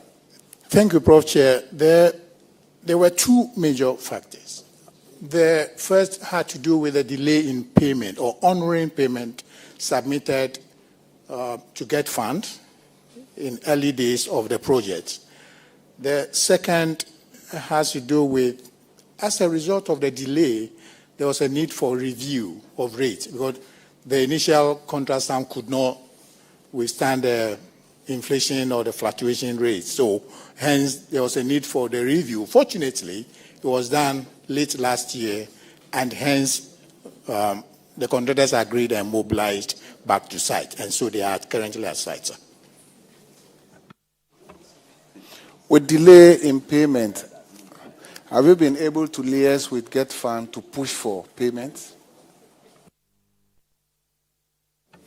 Honorable Chair, yes. And as we speak, all the arrears on the pending certificate have been cleared. And that is how come. And also the rates had been reviewed by Central Tender Review Board or Committee. And so all the hurdles are cleared. We only hope that when the certificate is submitted, hopefully in the next couple of weeks, GetFund will honor and the contractors will continue to work without any break so that we'll work within the construction period, sir. When do you think these projects will be finished? Thank you, Honorable Chair. All things being equal, centenary parables, we should finish by June 30th, 2026. I say so because if they submit a certificate and it's not honored, we may. All right. Thank you, Honorable Chair. So hopefully next year, 30th June 2026. But we are also hopeful that some may finish even before that, sir. Even before close of year, like Measure Defense, sir. Mr. Chairman, over to you. Hope went to Nigeria. She hasn't come back. The next infraction is on paragraph 498. And Honorable Frankie Ebo will take care of that one. Thank you, Mr. Chairman. It has to do with double receipt of salary. Double receipt of salary. And whole technical university. This one, it borders on integrity. So I want you to listen very carefully. One Dr. George T. Banji was employed by University of Health and Allied Sciences in November 2016 as assistant librarian. Then, the time of your leave, I want to read a clause in his employment contract. It says, the appointment is full-time. Any additional occupation or employment outside the university can be accepted only with the prior permission of the Vice-Chancellor acting on behalf of the Council. So with this in mind, Dr. George Banji went ahead and took another appointment at Ho Technical University as Senior Assistant Librarian. So the reason he gave to University of Health and Allied Sciences was that he was attending to pressing family issues. So while he was collecting salary at University of Health and Allied Sciences, he was again collecting salary at Ho Technical University. So the whole salary he collected amounted to 90,873. So the auditors recommended that you should take steps to recover the said amount from Dr. Banji and pay same into the Auditor General's recovery account at the Bank of Ghana. Before I ask you what the current status of the issue, I want you to walk us through what actually happened so that Ghanaians will know what actually happened. Thank you.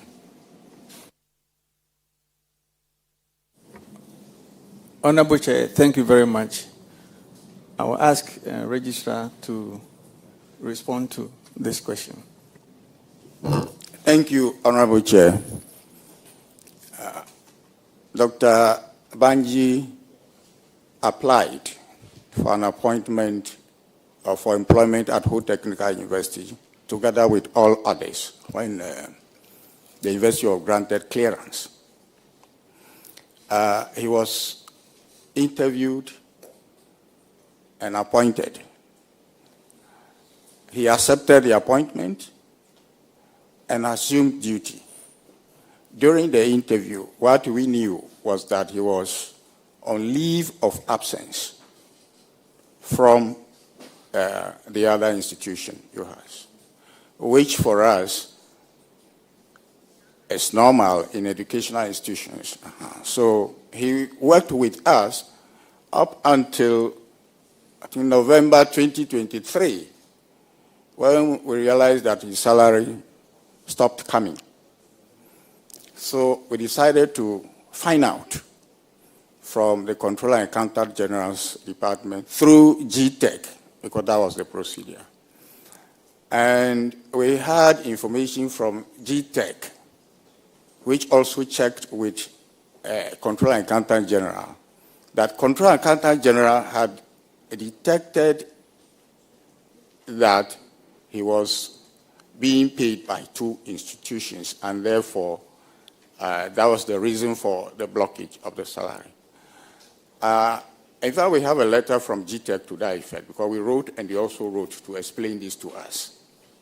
And they also indicated that in the controller system, the staff was tagged or labeled as having left UHAS on study leave with pay, probably erroneously, because with that, then his salaries could continue to be paid over there. So it was actually the onboarding of UHAS onto the controller payroll system that revealed this, which we also got to know at that point. And so we invited the staff, explained the situation to him, and gave him the option of staying in one institution, either in ATU or at UHAS. And he chose to go back to UHAS. And so, as we speak, Mr. Chairman, he is not in the employment of Ho Technical University. He has since returned to UHAS, and that's where he is now. This is what I can say about that, sir.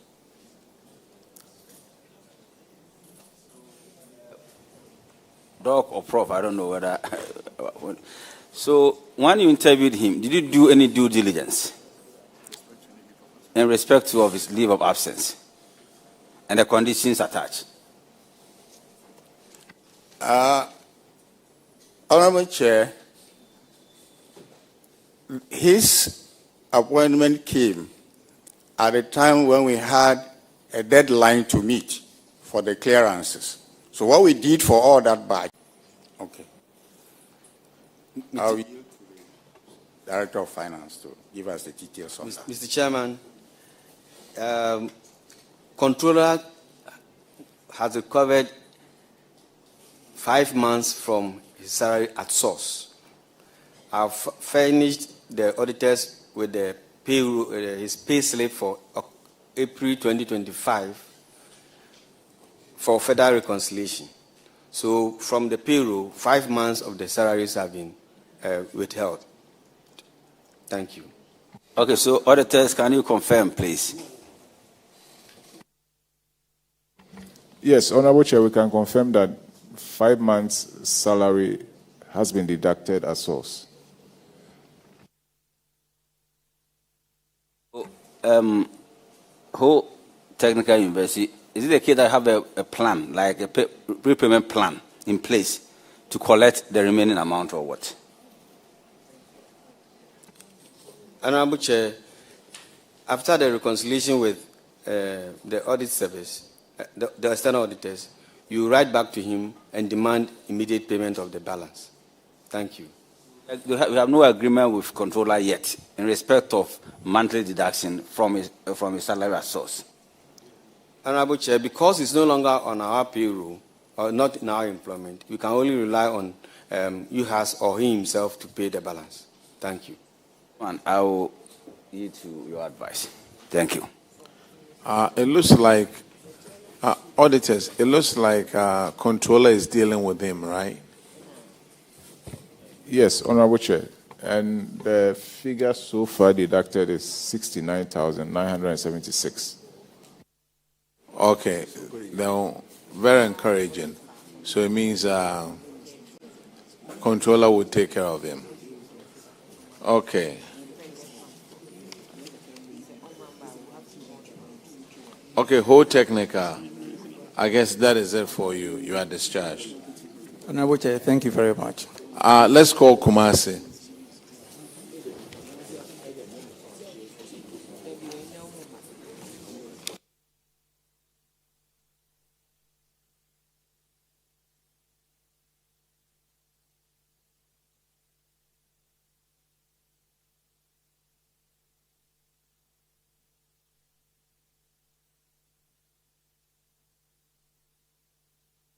Please introduce yourself to the committee.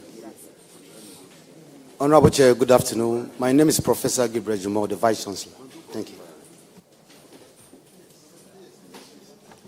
Honorable Chair, my name is Isaac Owusu Ansan, the Director of Finance.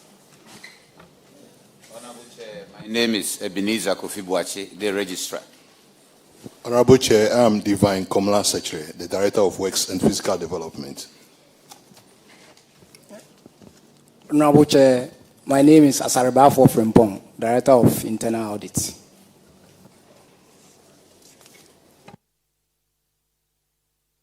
Honorable Abner Seyasar will take you through your financials.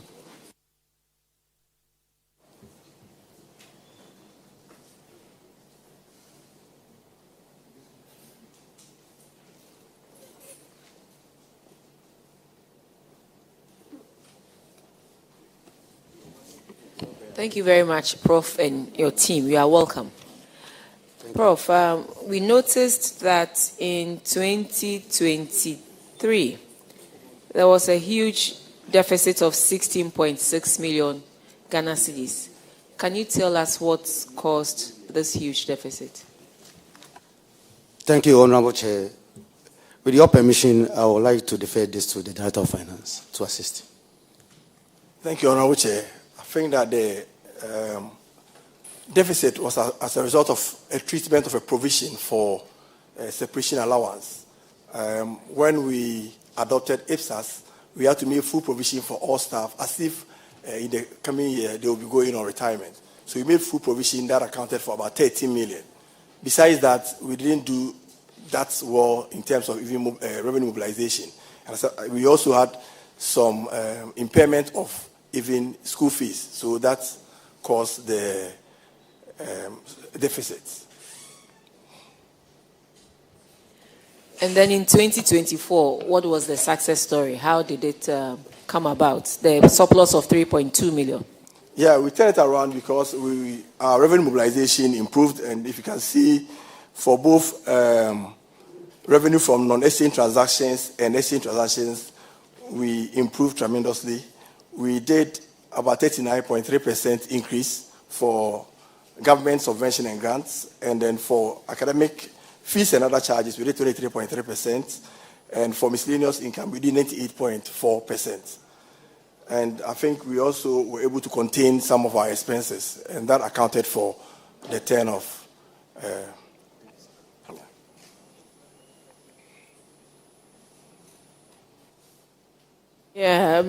Well, yes, but your compensation shot up by 30 million. Yeah, what was the?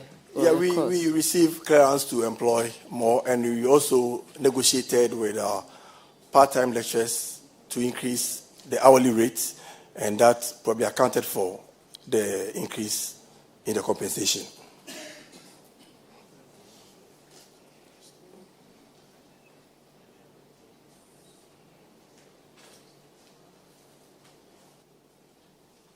I think your financial position also improved. Yes, from 2023 to 2024. You now are able to cover your short-term liabilities by almost 3 times compared to once in 2023.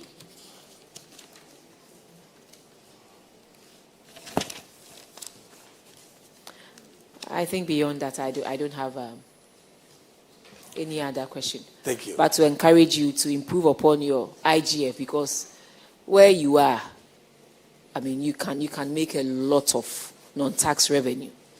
You can come up with interesting programs that will encourage more people to come on board, and you can make more money. So Kumasi is Kumasi. So we want you to work on your IGF and make sure you rake in more revenue in that regard. And as much as possible, have a downward trend when it comes to your expenditure. I'm not saying don't increase it, but then when you are increasing it, you must increase it in measures that will help you to continue to make some surplus for the investee, and also try and maintain your current ratio or improve upon it. That's what I have for Kumasi. Very well noted. Thank you. All right, your infraction starts from paragraph 302, and Honorable Hotoje will take care of that. Thank you, Mr. Chairman. Mr. Chairman, this has to do with an end salary to the tune of 321,311 Ghana cedis.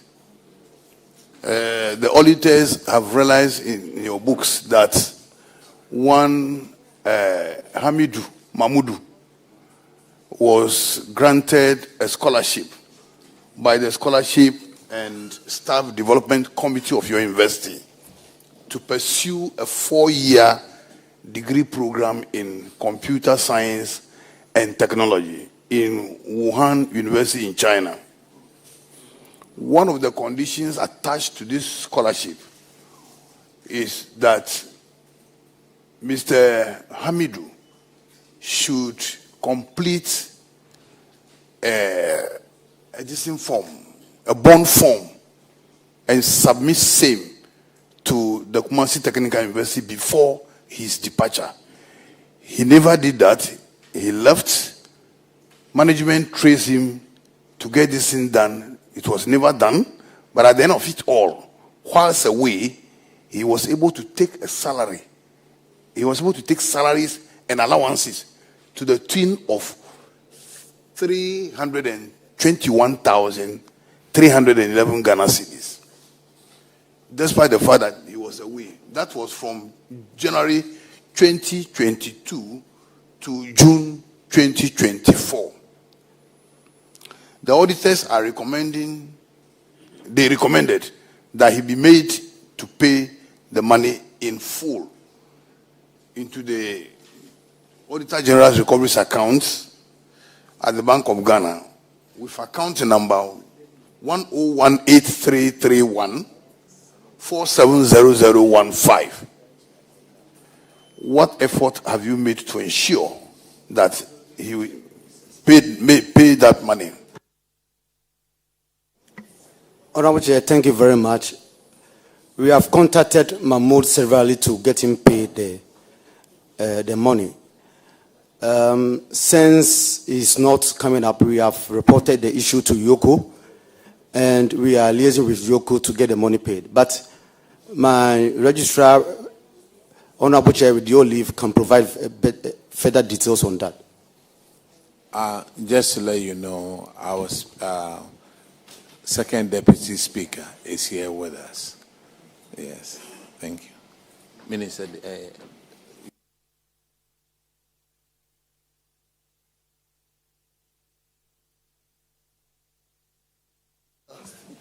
Okay, let me welcome you, people from Kumasi. Kumasi Technical University. Thank you. Yes, I could see some guy we used to school together. So you are welcome. Thank you, Honorable Chair. I hope you are discharging yourself well. Are they discharging themselves well? Not bad, anyway.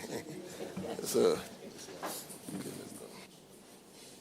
Honorable Chair, thank you. When the university detected that Mahmoud Hamidu had left and was still receiving salaries, we quickly prompted the Directorate of Finance to block the salary. And then we reported the matter to the Economic and Organized Crime Office to get him to pay the stated amount. In fact, the EOCO invited several officers, and they are still inviting several officers of the university to their end for interrogation. And they've asked us to leave the matter with them until they finish their exercise and submit a report. You see, when you handed it over to Yoko, did they give you any paperwork, any evidence that they are handling this case? Honorable Chair, yes, they write to us and invite us one after another. Did you give that to the auditors? Honorable Chair, yes. Auditors, could you confirm if you cited anything that Yoko is working on? No. Yes, Honorable Chair. Correspondences between them and Yoko indicate that the matter is with Yoko, and Yoko is working on it. But nothing has been recovered so far. But let me find out from management who sanctioned the collection of these salaries, because it must be authenticated by someone. Who did it? Honorable Chair, we have a validation team that works on salaries. In fact, Mahmoud Hamidu's case is quite complex, if I may, Honorable Chair, to give a little background. This is an electrical engineering lecturer, highly skilled practically. And in late 2019, Citi requested that we second him for him to lead a government project to mentor second cycle TVET institutions whilst with the work on a certain policy. Mahmoud was seconded to Citi. In fact, he led a Ghana team for world skills competition on 3 occasions, and it was a very positive report, and the university was proud of him. In fact, when his secondment ended, he returned to the university in January 2022. Everybody saw him physically. But 3 months prior to his return, he had applied for PhD sponsorship to pursue the program in China. And the Scholarships and Staff Development Committee approved. So when he returned, the officers in charge of the bonding regime contacted him to complete the bond form before the letter of sponsorship is given him. Actually, the letter of sponsorship was never given him. He was around on campus, and our internal audit does monthly head counts at the departments, and nothing showed that he had left the country at a point until management got to know it. And then we took action and the matter went to Yoko. In fact, we've tried to contact Mahmoud physically, but we are not getting him. Yoko is working on it. If you check his Facebook wall, you actually see him working in China in a university. Yet, Yoko says we should wait for them to finish their exercise. Thank you.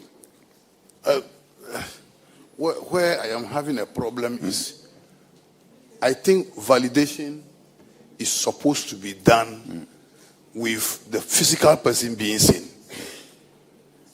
So how come that his mere presence on the campus could convince someone to validate his salary to take for this number of months? Honorable Chair, thank you very much. As I said earlier, the Internal Audit Directorate contacts every department every month to do head counts, and the heads of department confirm that this person is here or that. But there is a little challenge here. Some staff are on study leave, yet they are around campus working. They go to their supervisors periodically when university is in recess. So some HODs may write study leave, yet the staff is around. So internal audit got this information from the department, Mahmoud study leave. So they construed that to mean all the other staff on study leave who are around, and the departments writes the same thing.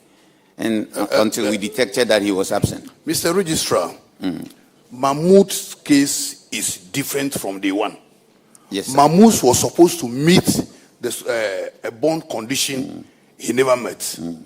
So if you should see that person hanging around, that should not satisfy you that the person is around, so you validate the person. Because you knew the person refused to do something. And you have also decided not to issue out the study leave letter also. Is that not it? Yes, Honorable Chair, the study leave letter contains the conditions of the study leave, including certain payments besides salaries. So until one completes the bond form, the leave doesn't become effective. But we've had history of some staff who would be granted study leave, all right, but they wouldn't go. They will still be working in Ghana. They will be working in the university. That is to say, they wouldn't take advantage of the opportunity. So you would definitely see Mahmoud as one of those if you see him around. I wouldn't see Mahmoud as one of those. Maybe those people, they listen to your conditions, and maybe they abide by the conditions. But Mahmoud refused. He categorically refused to do it. So that person should become a special piece before you. Honorable Chair, thank you. That is the case. That is how come the matter was referred to Yoko. It's a special case.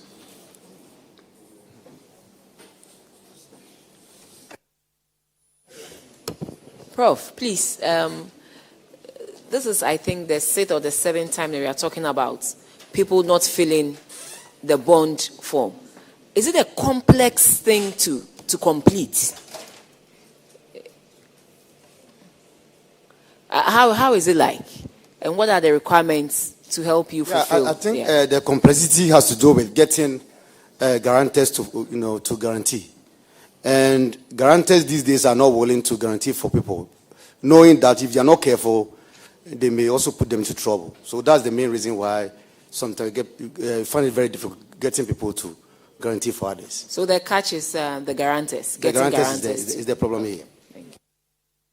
The guarantors are very, very smart. So the amount, what has happened to it, the refund? Honorable Chair, at the moment the issue is Uyoko, and Uyoko has directed us to, they are saying that we should leave it to them for them to work on it, and then they will get back to us.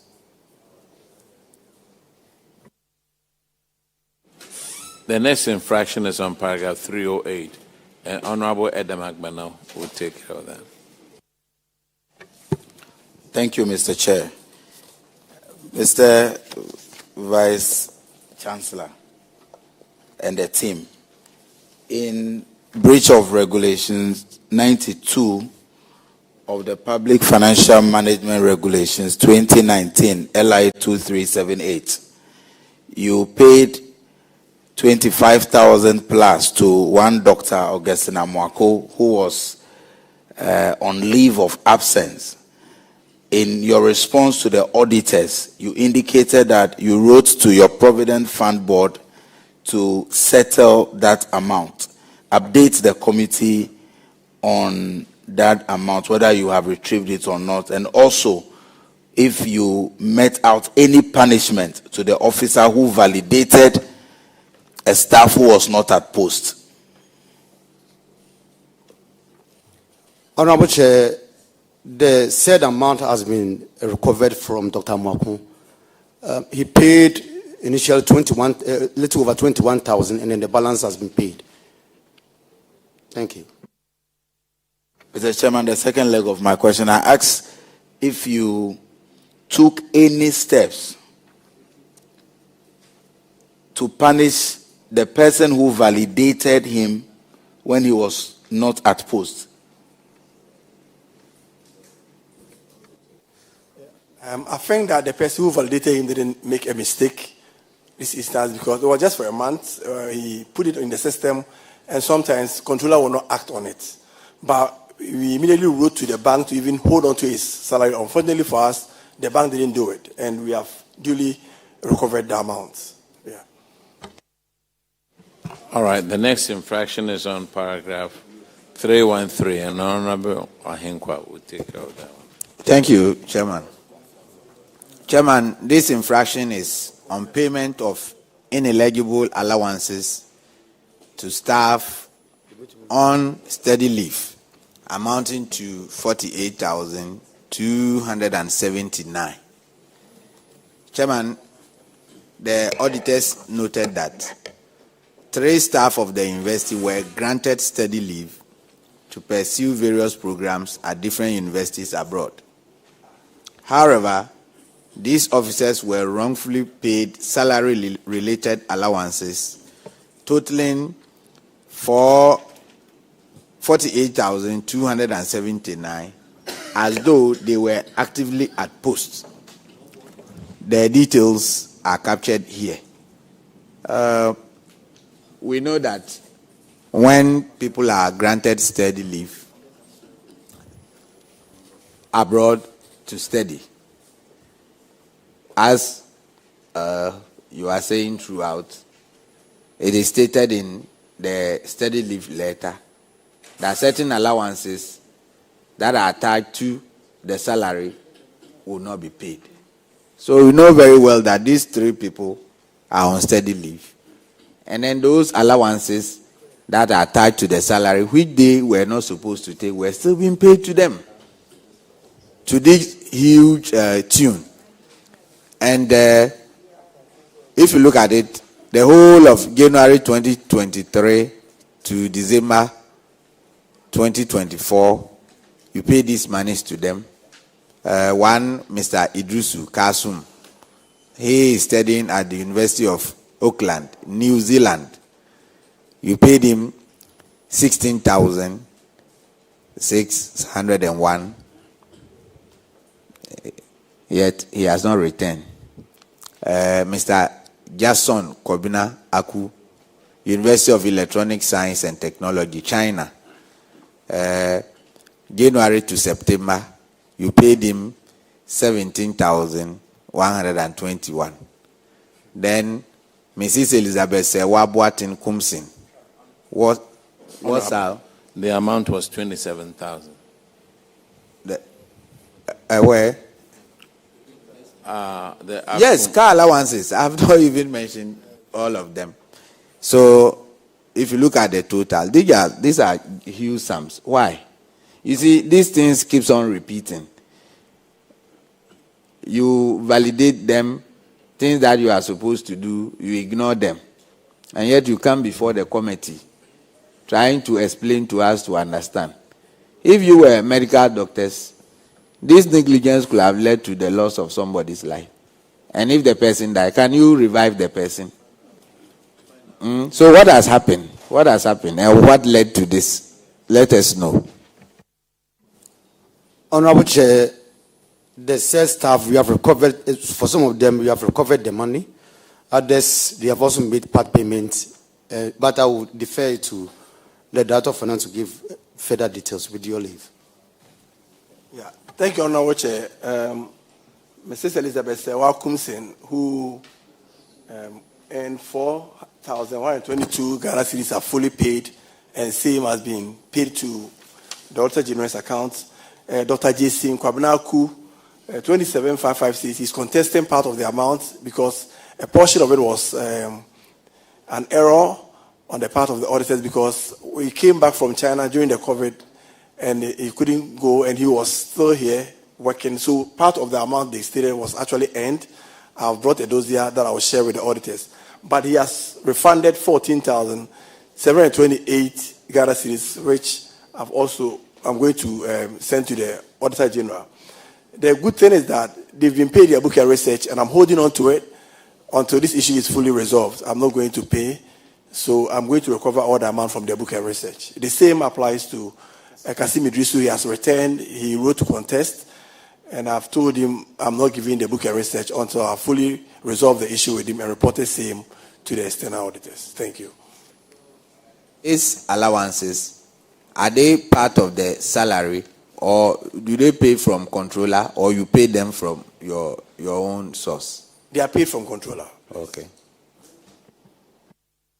The question that I would want to ask is this. You've told us a story here, but when the auditors came there, you said they had written letters to the 3 affected staff to refund the ineligible allowances. What you told us now, were you aware of it when the auditors came? I think it was the auditors who actually found the infraction. It was part of their observation. Okay. Yeah. So, did you give that information that you told us that they have refunded? At that time, had they refunded any of these? No. Okay. All right. Let's move on to the next infractions on paragraph 318, and Honorable Pay2 will take care of them. Thank you, Chair. The report here indicated that the auditors cited you these negligence of the parcels of land that you do not have titles to it. And it's at a prime area in Kumasi Metropolis. They were saying is in 5 locations. For the avoidance of doubt, I don't want to mention the locations, because if you don't take time, somebody will just go and pick it, and then it will become a battering at the court. But you know what I'm talking about it. And so now you do not have a valid title document to the land. In fact, when they did the estimate, they had over 12 million Ghana cedis. So you were brought here to come and explain why till now those areas that belongs to Kumasi Technical Universities, a total land of 17.78 acres, you've not been able to register them and have a valid title to the land. So you can walk us through. Honorable Chair, thank you very much. For some of them, we have obtained the lease that the lease is here. We can show to the auditors, and others they are at various stages of obtaining the title or the lease. But I'll ask my Director of Works to give further and better particulars about that, with your permission. Yeah, Honorable Chair, as the Vice Chancellor has rightly said, since from the time the auditors came till now, we have received the titles to one of the areas, and the others were in several stages of documentation. Some of them, because of the ban on the documentation of state lands by government, they have stalled. We have even gone further paying, we have paid the stamp duties at the Lands Commission, waiting for the leases to be prepared. So we are just waiting to continue the documentation. One, for instance, there's some land that was cited. It was a land acquired by government to the garages, and they were shared among the... Hold on and come in. Yeah. I didn't mention any location. Okay. So I do not expect you to mention location. All right, okay. So they are all on different stages of documentation. We are following up on them.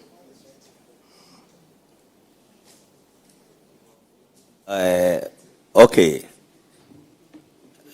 Auditors, can you confirm the one that they've gotten title to it, whether they've shown it to you or they've not? Honorable Chair, like as they indicated, they had a document and they are yet to show them to us. So we'll be pleased to have them to study those documents. Thank you. And my last question will be, having those land in prime area. These days, people use any sophisticated, machines to pick lands from a far distance. Before you realize they register them.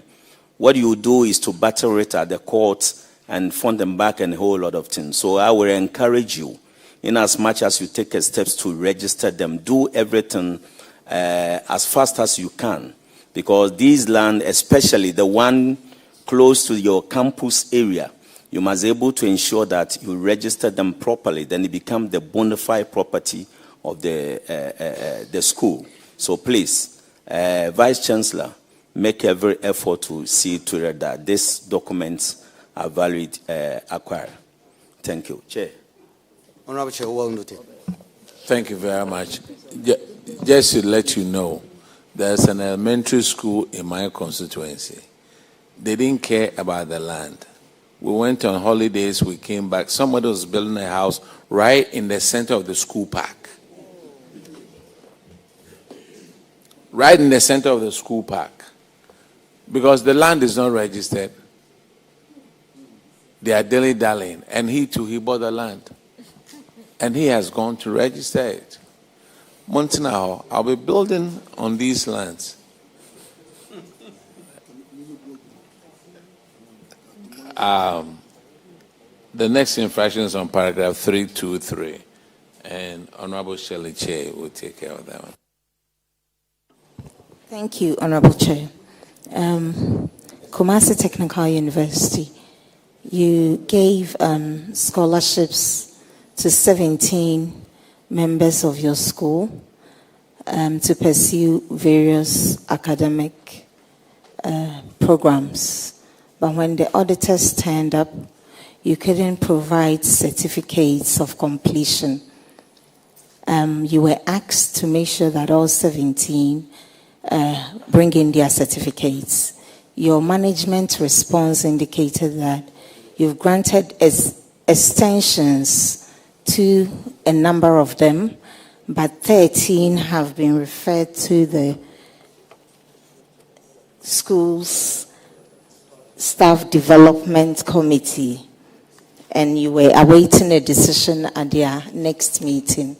I would like to know if that meeting has been held, and if it has, what was the decision by the committee? Honorable Chair, yes, we had that meeting. We have had that meeting. Concerning the 17 students, staff, all of them are at post, currently working. And some of them have submitted their certificates as we speak. Others have also submitted their thesis that they will be graduating very soon. And others are also at various stages of completion. But I will defer this with the leave of the chair for the registrar to give more details on that. Thank you. Thank you very much, Honorable Chair. In fact, the Scholarships Committee met last Tuesday. As statutorily, that committee meets once every semester. So they met on these 17 and considered each staff's issue on its own merit. As my Vice Chancellor said, a couple of them have finished and submitted certificates. A number of them are at various stages of completion. Some of them have done their vivas, are waiting their universities to graduate them. Some of them are waiting to go through the vivas. So the Scholarships Committee gave each individual extension up to a certain point to either show proof of completion or submit certificates. That is where we are now. But they are all at post working at the university. Okay, please, can we have a breakdown? Because some others are that. Can we have numbers? Maybe 5 have been given extension. Maybe just put numbers to what you are talking about, please. Honorable Chair, 1 has completed and submitted a certificate. 2 others have completed and are waiting to graduate to bring their certificates. 2 of them have submitted their theses and are awaiting viva voces with their universities. And there is a particular one whose program depends on publications before graduation. He studied in Portugal, and he has actually published 2 out of his objectives and has done the last one, awaiting the publishing house to publish it, and based on that, the university would give him the time to attend the viva voce and defend the project. So the others have had extensions up to, it's generally up to June 2026 to complete and or submit certificates. That means 6 out of 18 are waiting. 1 has completed. The other 5 are waiting. 1 is awaiting publishing. So, I mean 6, you mentioned 6. So the remaining are all what? They've been granted extension? Yes, please. Okay. By the Scholarships Committee. Please, have you informed the auditors about this? Honorable Chair, we submitted a document today based on the Scholarships Committee's decision on each individual, and the auditors would have it. Auditors, can you please confirm if you've been notified? Honorable Chair, yes, they submitted it to us just today. We got it today. We are yet to verify the status for each one of them. Thank you. Honorable Chair, we are in your hands. Thank you very much. You need to follow up on these certificates. We all know people who have taught at universities for several years, and they don't have certificates, and they will run around with you. So please, yeah. So please, it's very, very important. Okay, we'll let. Who gave them the time limit up to 2026 to complete, to submit? It's the Scholarship and Staff Development Committee. Scholarship and Staff Development Committee. But what is the policy on those who go on study leave?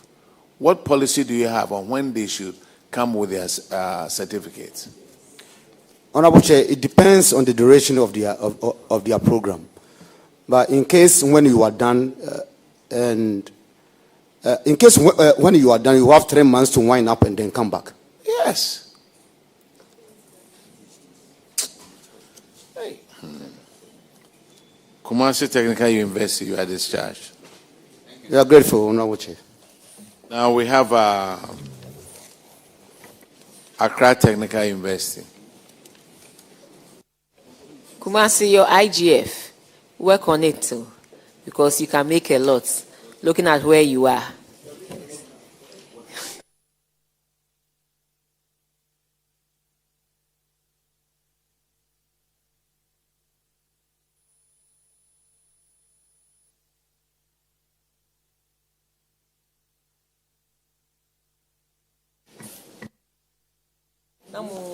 Please introduce yourself to the committee. Honorable Chairman, thank you. My name is Professor Amevi Akapovi. I'm currently the acting Vice Chancellor of Accra Technical University. Thank you. Honorable Chairman, my name is Eric Afuakwa, the Deputy Director of Finance. Honorable Chair, my name is Linda Tomiti, Deputy Registrar, acting for the Registrar. Thank you. All right, we'll go through your financials with Honorable Kwesi Kunedo. Chairman, thank you very much. Welcome, sir. Let's first look at this expenditure line item. That will be the compensation of employees. Both the government subvention and grants and your own expenditure in terms of employees are increasing. What is accounting for that, especially the one with the expenditure line item from 96 million to 121 million? What is accounting for that? Thank you, Honorable. With your permission, I will defer this to the Deputy Director of Finance to help us. Thank you, Honorable Chair. This is mainly because of increase in government compensation, the annual increment, and then also the recruitment of part-time or adjoint lecturers to come and assist because we don't have plans to recruit more staff. Oh, okay. Anyway, social benefit. Am I to believe that your social benefit is also reflective of what the other university told us? And that you are giving more scholarship to individuals to study in the university? Yes, that's right. We are doing the same thing. You're also doing the same thing? Yes. Okay. And your other incomes, what are your other incomes composed of? You are increasing that one also? A minute.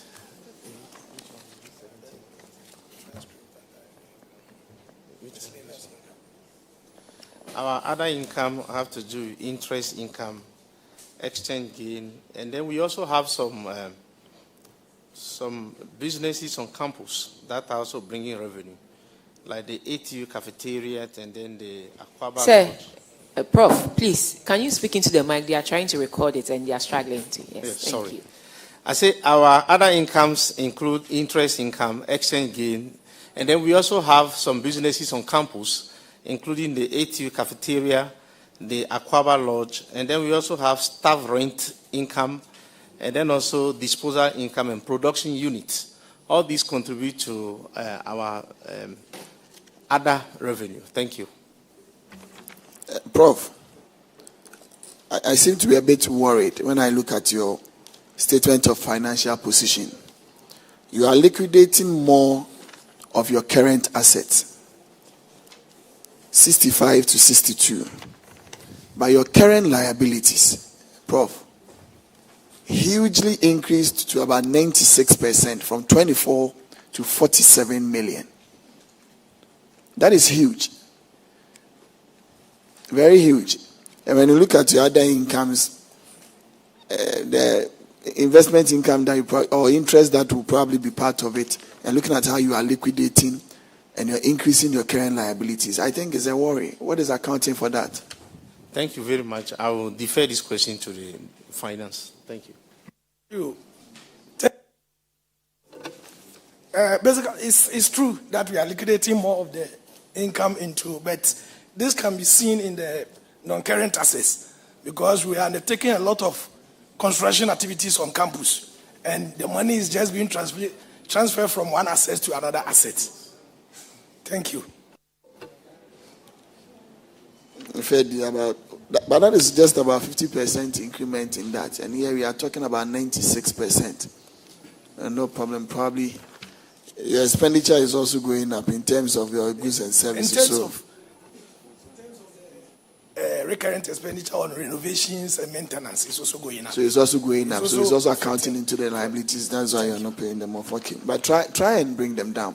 Once it's into investment, non-current assets, that will be good. That will yield enough returns in the future because it will form the base for you to have all of the things done. But when it gets into much more of the recurrent expenditure, that will be a difficulty.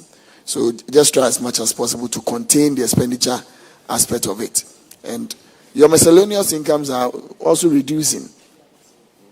If you look at your revenue from exchange transactions, you have academic fees and others, and miscellaneous income that reduced significantly, about 13%. Now your concentration is more on the school fees, but you are not considering the other ones, because that is important. You had 14 million the previous year. Yeah, I will let the Deputy Finance Officer answer. Thank you, Honorable Chair. As you are saying, yes, it's true, you have observed well, but it's all because we were liquidating some of the investment in fixed deposit to undertake some of the maintenance and other buildings. So our interest income actually reduced more. That affected the miscellaneous income.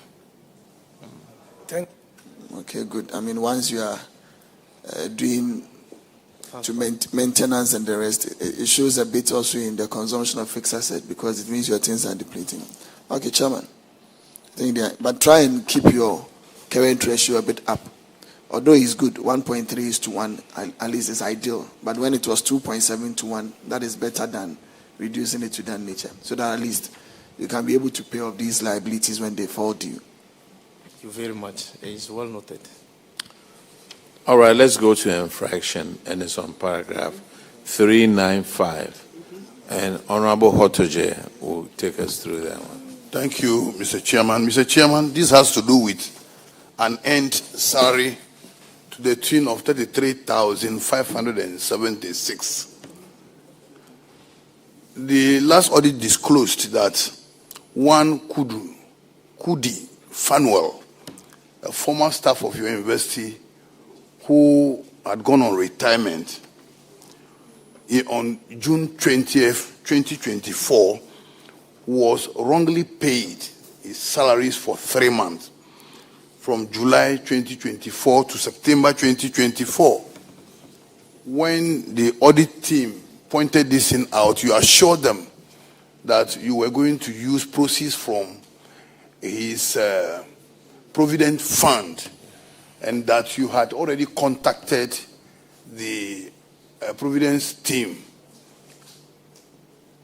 This amount of money, by a recommendation of the auditors, is supposed to be retrieved and paid into the Auditor General's recoveries account at the Bank of Ghana.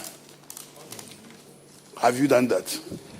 Honorable, thank you. We confirm that we have been able to recover the amount and we have paid duly in the auditor's recovery account. Is done. Thank you. Auditors, can you confirm that? Honorable Chair, the full amount has been recovered and paid same into the Aegis Recoveries account on 15th September 2025. Mr. Chairman. So. Thank you very much. Accra. This is Accra Technical University. You are discharged. Thank you, Chairman. All right. Is Gimpa around? All right.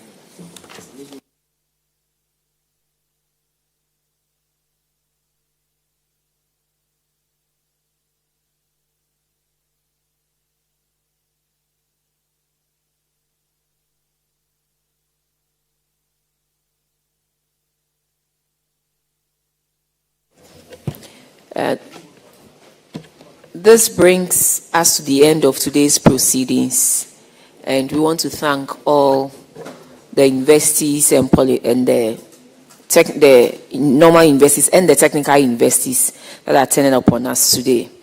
And we want to announce that tomorrow, Friday, will be our last sitting day for this session, and we will be meeting the Ministry of Education in respect of the consideration on the provision and maintenance of toilet facilities in public schools.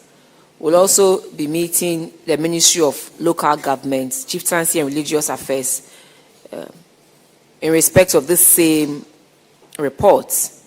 We'll also be considering a part of the public boards, corporations and other statutory institutions for the period ended 31st December 2024 on Ghana News Agency, Graphic Communications Group, GPAC, and all of these boards, public institutions under Ministry of Government Communications.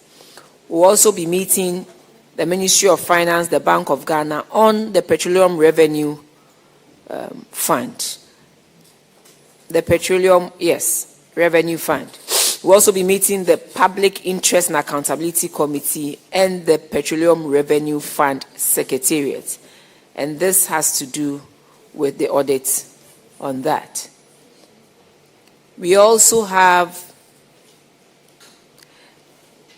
a consideration on the Auditor General's report on Get Fund, on scholarships. And so we'll have Get Fund meeting with us tomorrow. And finally, the Ministry of Finance will come with the Social Security and National Insurance Trust. So tomorrow, all things being equal, these are the people we are hoping to meet. Thank you so much. To our technical people out there, to our auditors, members, the media, and everybody. We are grateful to you for your service. Thank you.